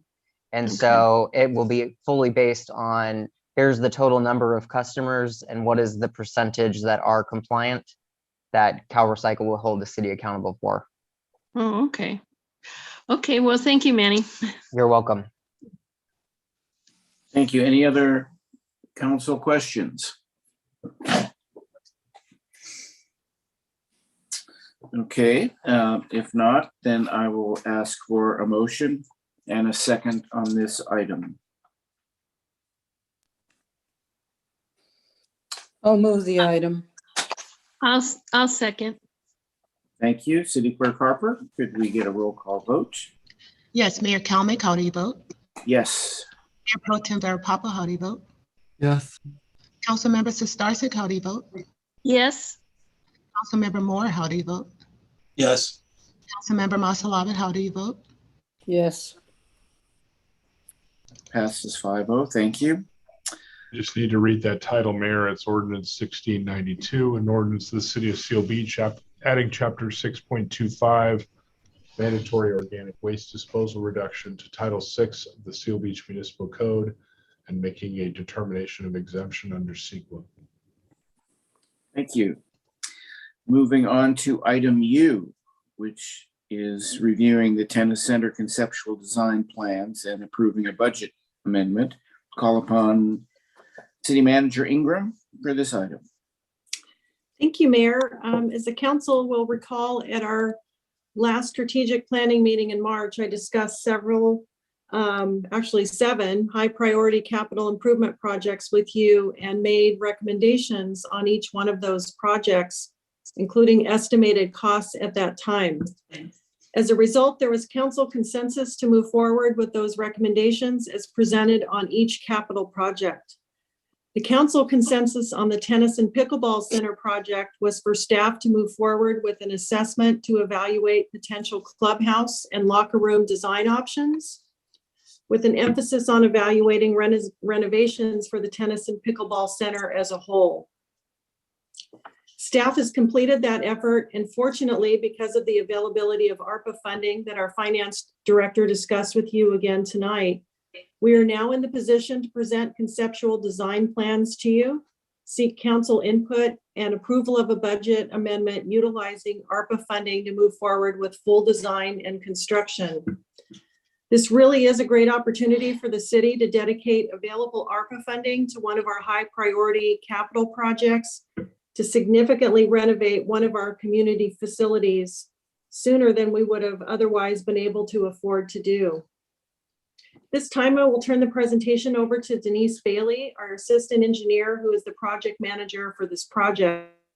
And before I do that, I wanted to thank and commend Denise for the incredible amount of work she's done in managing this project to date, which has involved several meetings with our architect and numerous stakeholders and user groups to ensure the highest level of input regarding opportunities to significantly improve this capital asset in our community. Also with us tonight to support staff with the presentation and address any technical questions related to the conceptual design is the project architect, Jack Panachapin. So at this time, I'll turn the project presentation over to Denise Bailey. Denise? Thank you, City Manager Ingram, Honorable Mayor and members of the council. Tonight, I'll be presenting the conceptual design for the tennis center. The tennis center is comprised of 3 general buildings: the clubhouse, the locker room, and the multipurpose building. But before we discuss what this facility can be, let's first see what it currently is and how we got here. Next slide, please. Tennis center usage has dramatically increased over the last 2 years with the rise in popularity of pickleball and also outdoor activity increase due to COVID-19. The increased membership has more than doubled since 2019, and the increase in non-member revenue has gone up over 300%. Tennis and pickleball are some of the city's most popular sports. The city needs to and wants to maintain this facility for the community and for the end users. Next slide. A little history. In 2011, there was a facility condition assessment report that looked at almost all of the buildings within the city. Now, between the tennis center and the clubhouse, the locker room, and the multipurpose building, there were 67 identified deficiencies. These 1970s buildings with original infrastructure have glaring items that need to be addressed. That includes the seismic retrofit of the main structure, kitchen upgrades to comply with health department requirements, fire safety upgrades, complying with ADA requirements, and asbestos and abatement. These pictures show the current condition of the buildings in 2011. Next slide, please. This is the current condition of the locker room. During roof maintenance made in 2019, staff discovered the facility conditions had severely worsened since 2011. The estimated cost to comply with current building codes, ADA requirements, and necessary maintenance is estimated to be over $800,000. And this estimate does not include the deficiencies that are also found in the clubhouse. Next slide, please. This is the current condition of the clubhouse. Past deferred maintenance combined with water intrusion issues throughout the years have created this current condition. This building has major deficiencies that need to be addressed per the 2011 facility condition report. We do not have the option to just do nothing with this building. And with the estimate to repair both of these buildings would be over $1.5 million. Next slide. So given the high price tag of repairing these buildings, especially the $800,000 price tag of the locker room, staff explored combining the clubhouse and locker room into one holistic building that was based on the concept of meeting the functionality for the community space to add gathering space, as well as providing locker room amenities and optimizing the use of city funds. This would create added value versus simply repairing the building as a proposed design This would increase the clubhouse square footage, capture underutilized space, and create future event space for the community. These features would include locker rooms with modern amenities, including showers and restrooms, open concept multi-purpose room, and a kitchen.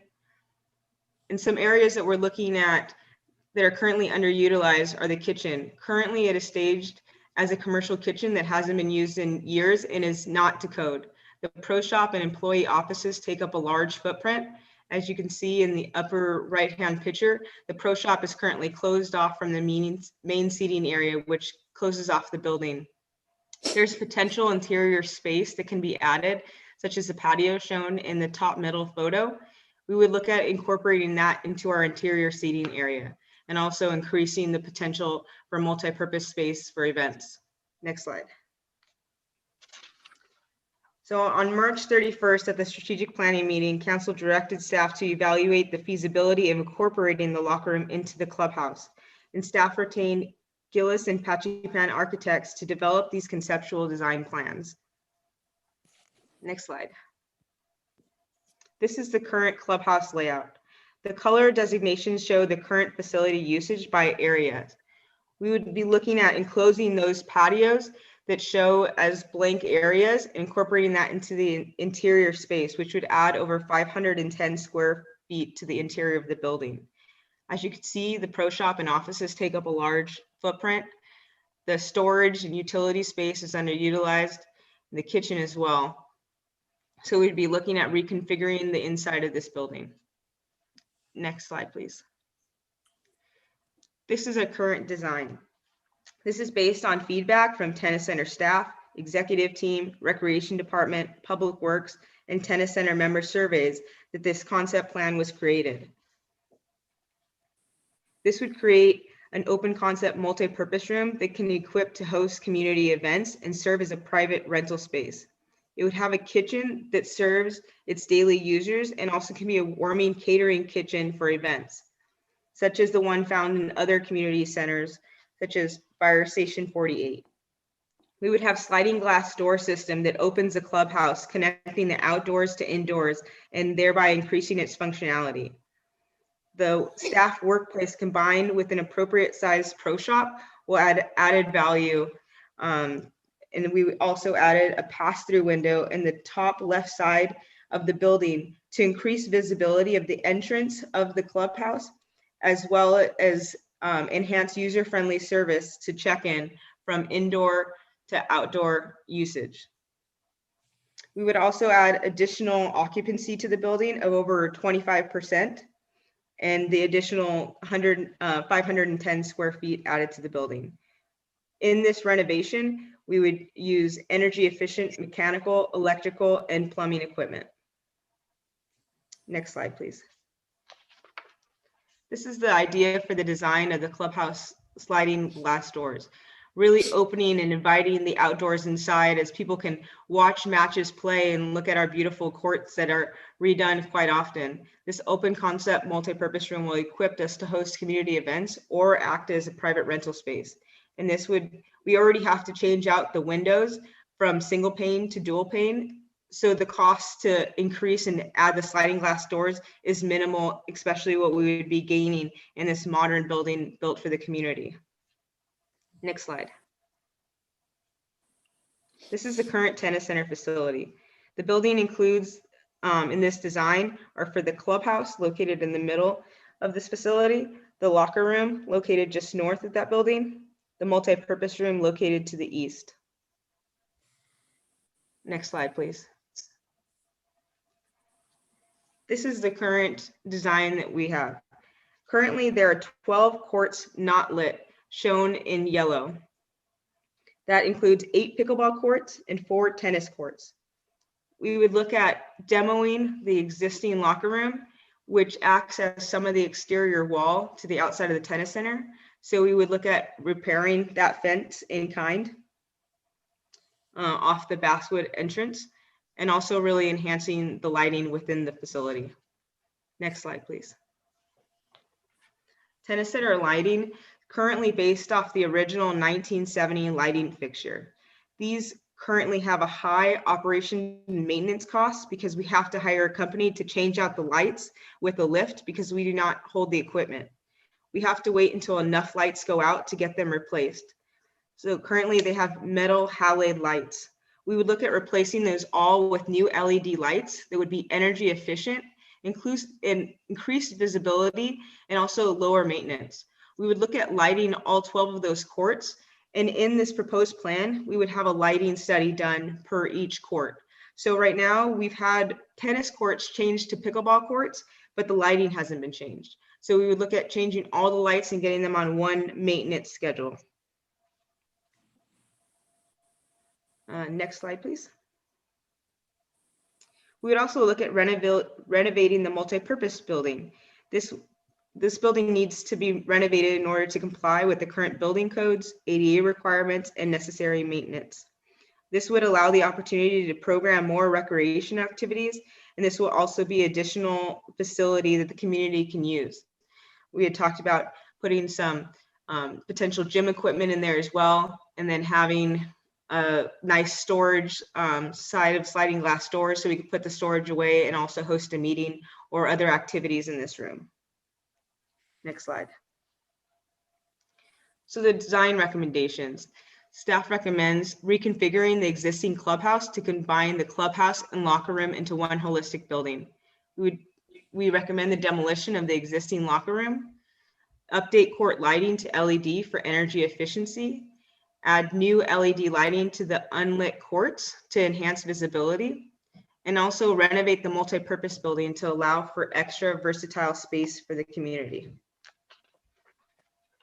Next slide, please. So the financial impact section. The clubhouse and locker room would be $1.9 million. Site lighting would be $400,000. Multi-purpose building is $300,000. And the concept design is currently $30,000. Now, originally in this fiscal year budget, we had already approved $60,000 for the concept plan. So since we've only used 30, we would be asking for a budget amendment of $2.57 million. This pricing includes inflation costs for the midpoint construction. It also includes contingency for design, construction, and inspection. The benefit of doing this project as one whole project is cost savings. It is estimated that if we broke out these projects over the years, it would be over $4 million. And this ARPA funding makes this project possible. We're looking at the larger picture of our community, and this facility is an asset to the community. And we really recommend really finishing this entire facility as a whole instead of band-aiding it. Next slide, please. Milestone schedule. We're looking at the design, taking it roughly a year, construction 1 year, and the project completion in 2 years. Now, pending council approval of budget amendment 22-06-03, design would begin early 2022. Now, the ARPA funds have, like Kelly explained, a tight schedule and timeline. So this project would meet those requirements. The design timeline would include permitting, bidding, and award. And the construction schedule includes punch list items as well as the warranty phase as well. Next slide. Staff report recommendations. We recommend that the City Council review and provide feedback of the Tennis Center Improvement Project conceptual design plans, and that the City Council adopt Resolution 7233 approving budget amendment BA 2206-03 in the net amount of $2.57 million appropriating funds to the Tennis Center Improvement Project. Next slide. So that concludes my presentation. We're prepared to answer questions. We also have Jack on the line as well, prepared to answer any questions as well. Do we have any questions from council members? Yeah, I got a couple questions. Go ahead, Councilman Papa. Yeah, thank you for the presentation. I thought it was really well done. It's exciting to see something being done to this facility. I did get a chance to visit this place quite frequently and really appreciate, some of the observations and pictures and looking into this concept that you're doing proposal. And I think it's a really good idea. This is a big asset for our city. You were talking about the existing clubhouse. What was the capacity currently, and what were you proposing? Yeah, so currently the occupancy holds on the sign says over 100, and we would increase it to 125. Now, if we were seating, I know that our architect had some other ideas of occupancy as well, so I'll defer to the subject matter expert. Jeff, if you would chime in on the numbers that we talked about earlier. Good evening, Mr. Mayor and the council member. This is Jack Penny Chapman, the project architect. You know, the way we determine the occupancy count is, you know, we can do it two ways. You know, the way that Denise was mentioned earlier, that is what we call a typical multi-purpose rooms. You're expecting to have a chair and a table. So that is one way to look at it. But if you're looking at, you know, to set it up as a auditorium seatings, you know, just all seatings, that number can be double. So in other words, from 125, it could be 250, you know, on that occupancy count. And yes, sir. Go ahead. I'm sorry. And the buildings, you know, the original, the entire building is about 2,700 square foot. So with the infill that Denise pointed out earlier, so we were up to 3,200 square foot. Oh, wow. Yeah, I like the idea of filling in where those open spaces were. I think it's a really good idea. And I think there's a, you know, big opportunity for the usage. Is the multi-purpose room, is that also, is the general public able to use that, even if you're not like a tennis member, if you just want to have, you know, if you live near the neighborhood and you want to have like a bridal shower or something else, could you rent that out, or how does that work exactly? Or would it just be for tennis players and pickleball players only? No, we're looking at this facility also acting as an additional community center to the city.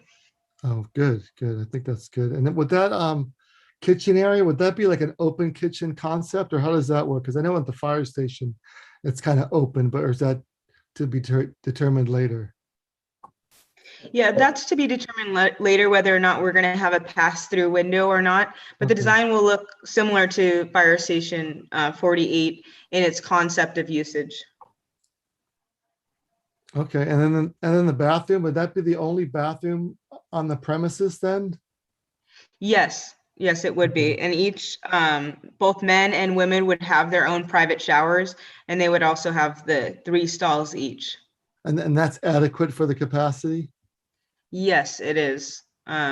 We've looked at that, and we've also added more than adequate amounts of locker rooms, and also looking at surveys and the occupancy use of the building. Right, and then the existing locker room, do you have a picture of that again? I think that's worth a second look, because I've used it like once and I never went back. But I mean, renovating that, is that like not economical, or is it just better just to demo the whole thing? Yes, it's been recommended to demo the building. It is not, we're looking at this as a not salvageable building. While we were doing the roof repair, we found that there were many other things that would need to be addressed, and it has severely worsened since the 2011 facility condition assessment report. We had completely rotted out beams throughout the structure that we had to get repaired just to get the roof on it back in 2019. And there are several things that haven't been addressed over the years. There's been deferred maintenance, and this is a building that was, you know, given over to the city years ago. And so we're also dealing with the deferred maintenance of another owner as well, that is just over time has made the building not salvageable. Yeah, that's deplorable looking there. Okay, that's all I have for now. Thank you. Yes. You know what? I did have one more question. Back to the plan view. Is that a storage area? I know there was like isn't there an office there now? Would that not be provided anymore, or it's just a shared room, or how does that work? Yeah, it's going to be a shared open area for the office and pro shop, and the storage will hold tables and chairs for events. As you can see, they put extra large swinging doors in order to facilitate equipment and tables and chairs going in and out. But in talks with the recreation manager, Tim Kelsey, and also working with tennis center staff, we feel that this is an adequate amount of office space and also pro shop space for the facility. Yeah, I like the idea of bringing it all to one building too, and having it, kind of condensed like that. So, okay, thank you very much. You're welcome.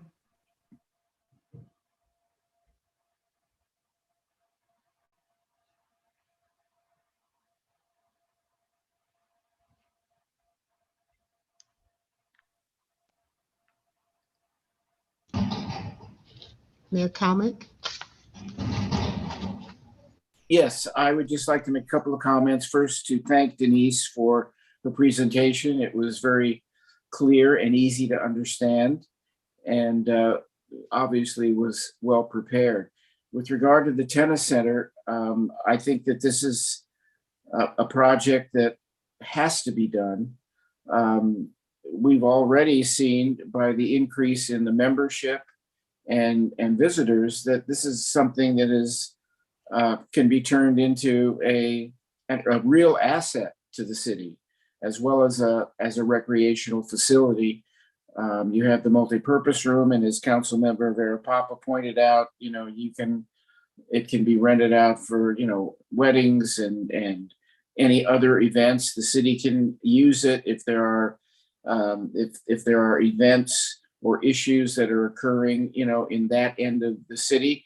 We have a facility for community meetings, and I think that with the availability of the ARPA funds, the increase in revenue that the center will produce, I would wholeheartedly support this project.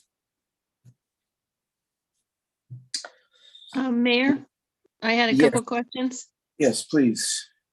I know that this facility hasn't had a lot of maintenance, and it is in poor condition. I think the roofs were redone, of the multi-purchase room and the clubhouse. But I was a little surprised to see a $300,000 price tag on the multi-purpose building. What all would they be doing there? Yeah, so for the multi-purpose building, we would look at renovating the building to comply with current building codes, ADA requirements, and also necessary maintenance. So like you said, council member, they did redo the roofs, but there are much more work that needs to be done to bring it into compliance. As you can kind of see in the photo, it has single pane windows throughout the building. Those would need to be changed out to dual pane. We have HVAC system that needs to be added to that building in order to make it adequate. Currently, they use fans and also opening of the doors. We would have to do the electrical, also other utilities in that building. So there is quite a lot of work to get this building up to code. We recently redid the flooring, so it has kind of a nice overall look to it, but there's a lot that needs to be done to bring it up to today's code. Okay, I had another question. You're putting in new mechanical, electrical equipment, and you're changing the lights to LED lights, but you're also adding new court lighting. I wanted to know how the energy costs might, will they cancel out over all that, or what do we have any kind of estimate on what the cost, utility cost might be with new equipment compared to what we have now? Yes, so with the change out of equipment, we're looking at it being probably a wash or even a little bit of a cost savings, because currently the usage is not efficient with the metal halogen lights throughout the facility. So bringing in new LED lights will bring down the operations and maintenance costs, as well as the usage costs will probably be a wash. But overall, it will be a cost savings for the city. Okay, and you said something about the lights are set for tennis right now. Are they set differently for pickleball? Are they directed different or different? And will the LED lights function okay? I have had one complaint at Heather Park when they converted that it didn't seem quite right, but how does that work? Yeah, so currently the courts were originally made for tennis. So the ones that were converted from tennis to pickleball, the lighting stayed the same. So the lighting is directed towards the serve line of the tennis court. So when we would look at the lighting study, we would look at changing those to meet the pickleball court. So although the poles will be able to stay, we'll redirect the lights to the proper locations. Now, there might be a slight change in the way the lighting looks, but there are different settings that LED lights can have. So we would look at keeping this, changing as little to the aspect of lighting that we can with the increase from LED from the older metal halogen lights. Okay. Okay, and we have the ARPA funds now, which are allowed for this. Okay. All right, those are all my questions. Thank you. Thank you. Great. Thank you. Last call for comments. Hearing none, we will ask for a motion and a second for this item. So moved. I'll second. City Clerk Harper, may we have the roll call vote taken? Yes, Mayor Kalnick, how do you vote? Yes. Mayor Pro Tem Vera Papa, how do you vote? Yes. Councilmember Sistarsik, how do you vote? Yes. Councilmember Moore, how do you vote? Yes. Councilmember Masalabit, how do you vote? Yes. Thank you. That passes 5-0. Next will be item D, City Council reorganization. That the City Council approve reorganization of the City Council and selection of Mayor and Mayor Pro Tempore for 2022. City Clerk. Hello? Yes? Mr. Mayor, I'd like to appoint Joe Kalmick as mayor.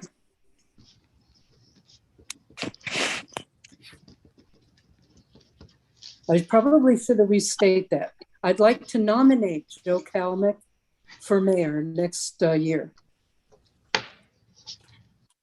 I'd like to nominate Mike Verapapa. Okay, City Clerk Harper, you will Yes, handle this, please. Correct. Okay, so we have two nominations. We have current Mayor Joe Kalmick to be nominated again for mayor, and we have current Mayor Pro Tem Vera Papa to be nominated as mayor for 2022. So at this time, I would ask you to, who votes for Joe Kalmick? This is going to be verbal. Sandra votes for Joe Kalmick. Joe Kalmick. No, I'll just vote for Joe Kalmick too. Make it easy. You're voting for Joe Kalmick as Yes, well. I'm Okay. fine with Mayor Kalmick staying on another year. Thank you. Okay. All right. Well, that was easy. So we have Joe Kalmick has been nominated for mayor for May 2022. So congratulations, Mayor. Thank you very much. And my thanks to the rest of the City Council members for voting in majority for that. And I pledge to continue the hard work that the position requires, and hope that I can fulfill all of those requirements and work in that capacity, especially outside the city, to bring benefits back to our city by relationships and other means. So once again, I'm sort of taken aback, but thank you very much. Just for the benefit of the public and those on the call, I just wanted to reiterate that Councilmember Sandra Masalabit voted for Joe Kalmick. Joe Kalmick voted for Joe Kalmick, and Councilmember Mike Verapapa voted for Joe Kalmick. So moving on, I will now open the nominations for Mayor Pro Tem. Are there any nominations? I'd like to nominate Tom Moore for Mayor Pro Tem. Are there any other nominations for Mayor Pro Tem? I would nominate Mike Verapapa for Pro Tem. Okay, so now I have two nominations for Mayor Pro Tem. I have Tom Moore. Who votes for Tom Moore for Mayor Pro Tem?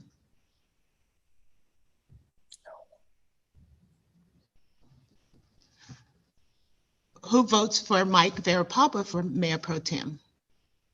Sandra. Joe Shelley. Kalmick. Shelley? Shelley. Okay. Okay, so for Mike Verapapa, I have Sandra Masalabit, Councilmember Joe Kalmick, and Councilmember Shelley Sistarsik. Is that correct? Yes. Okay, with that, Councilmember Mike Verapapa has been nominated to serve as Mayor Pro Tem for 2022. Well, we would still like to recognize you for your service. So I don't know if another council member would like to do that. This is usually done by the outgoing mayor, but since the outgoing mayor is now the new mayor, would someone else like to recognize Mayor Kalmick with some comments or additional comments? For my Well, part, go ahead. Whoever that was, go ahead. Yes.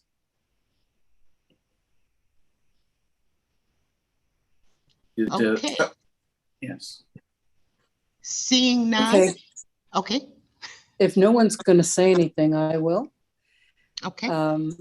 I'd like to thank Joe for taking the initiative in a lot of the special committees and actions, especially with COVID and the mayor's meetings on COVID and keeping up and keeping track of all of the issues associated with it. He's been proactive in many committees and commissions, and I just want everyone to know that we should be appreciating Joe for all the time he spent in this community trying to make it better. Thanks, Joe. Thank you, Sandra, very much. Are there any other council member comments? Okay, hearing none, I will now turn the meeting over to newly elected Mayor Kalmick for comments and additional comments and to adjourn the city council meeting. Okay, thank you again, everyone, and I hope to, make the city proud as I've tried to do. And I further, want to congratulate Councilman Verapapa, who participated in many of the events that were considered mayoral duties and was right there representing the city. Okay, tonight's meeting is going to be adjourned in memory of former Seal Beach Mayor and Council Member Victor Gerges, who passed away on November 9th, 2021, and Planning Commissioner and Leisure World resident Rondi Winkler, who passed away on November 30th, 2021. Victor Gerges passed away on November 9th after a long and courageous battle with a serious illness. Victor served 2 terms on the Seal Beach City Council from 1982 to 90 and was elected mayor twice by his colleagues in 1983 and 1989.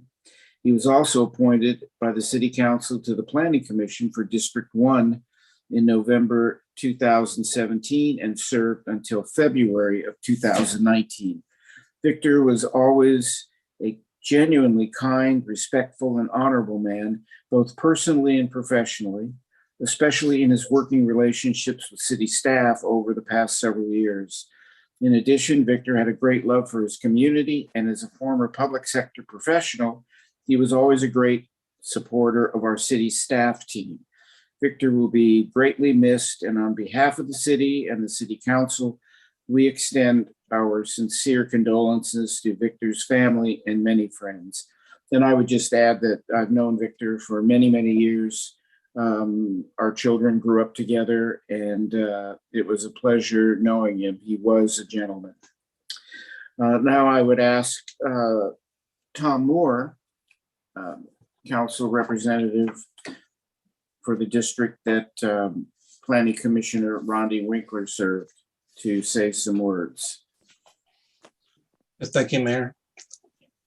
After I was first elected, I got to know Rondi quite well at Leisure World. She gave me a very extensive tour. We talked about many of the important concerns to Leisure World residents. Rondi was always very kind, and she felt a deep sense of pride about living in Leisure World and Seal Beach. And some of you know she was former treasurer and GRF president and actively involved on the GRF board for many years as a director for Mutual 10. She was an active and dedicated community leader wherever she lived. She had a long history of serving on the boards of nonprofit organizations, almost always in leadership positions. She gave her time to the Rotary International Club, Boys and Girls Clubs, the Business Council of South El Monte, Whittier College Board of Visitors, Lincoln Training Center, Los Angeles Economic Development Corp, and the South El Monte Chamber of Commerce. As for the GRF board, she was known for her hawk-eyed reviews of financial reports and budgets. She was especially interested in developing programs to ensure the long-term viability of the GRF and its trust properties. As GRF president from 2014 to 2016, she presided over all board meetings and attended every committee meeting as the ex officio member. She is survived by sons Mark Anderson and Christopher Anderson, daughter Stacy Anderson, 7 grandchildren, and 12 great-grandchildren. I would like to just wish my heartfelt sympathy once again to her friends and family on her recent passing. Thank you, Tom. Memorial services for Victor Gerges and Rondi Winkler are being planned by their families, and information will be forthcoming. So on behalf of the city of Seal Beach, we send our condolences to both the families and friends of former mayor and council member Victor Gerges and District 2 Planning Commissioner and Leisure World resident Rondi Winkler. So I'm now going to adjourn the city council to Monday, January 10th, 2022. The December 27th, 2021 meeting has been canceled at 5:30 p.m. in memory of former mayor and council member Victor Gerges and planning commissioner Rondi Winkler to meet in closed section if deemed necessary. For those participating in the special successor agency matters meeting, please stay on the Zoom call. All others may now be excused from the meeting.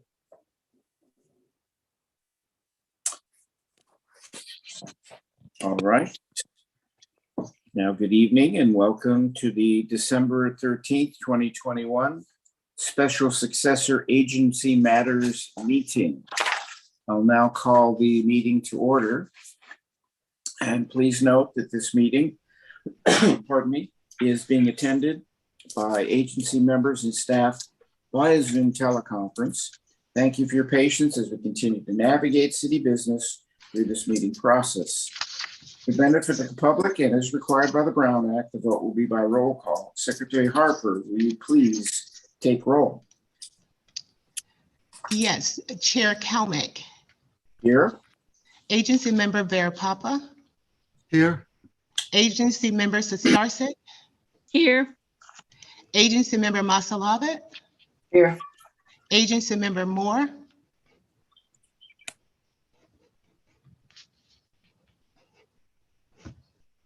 Agency Member Moore. I think he may be coming back into the meeting. Oh, Okay. I was worried he took the adjournment serious. There we go. There he is. We Thank have a you. quorum. Thank you. At this time, members of the public may address the council regarding the items on this special successor agency matters meeting agenda. Pursuant to the Brown Act, the council cannot discuss or take action on any items not on the agenda unless authorized by law. Those members of the public wishing to provide comment were asked to send comments via email to the city clerk at gharper@sealbeachca.gov or via the comment icon on the city website before 5:30 p.m. today. Comments provided via email by 5:30 p.m. today were distributed to the city council and posted on the city website for review by the public. Email comments received after that time will be posted on the city's website and forwarded to the city council after the meeting. Any documents for review should be sent to the city clerk prior to the meeting for distribution. Those members of the public wishing to call in can join the Zoom meeting from any electronic device by clicking on the following link, which is zoom.us/J/825-722-51546, or they may also call in by dialing 1-669-900-9128 #. Those members requesting to speak by phone or on Zoom can unmute by entering *6 when called upon to speak. Once in the meeting, you'll be added to the waiting room until public comment period begins. At that time, the commenter will be allowed to join the meeting to offer their comments. Commenters will be allotted 5 minutes to address the council. The ability to comment will be disabled when your allotted time has expired. Secretary Harper, do we have any email comments or anyone on the call that wishes to address the council? There are no email comments and there's no one on the call wishing to address the council. Okay. Items on the consent calendar are considered to be routine and are enacted by a single motion with the exception of items removed by council members. So this will be the consent calendar. I'll ask for a motion and a second. So I moved. move. I'll second. Thank you. Secretary Harper, may we have a roll call vote, please? Chair Kalmick, how do you vote? Yes. Agency Member Barapapa, how do you vote? Yes. Agency Member Moore, how do you vote? Yes. Agency Member Sistarsik, how do you vote? Yes. Agency Member Masalabit, how do you vote? Yes. Motion carries 5 votes yes. Thank you very much. And it gives me great pleasure at this time to adjourn the successor agency to a date uncertain. Have a good evening, everyone.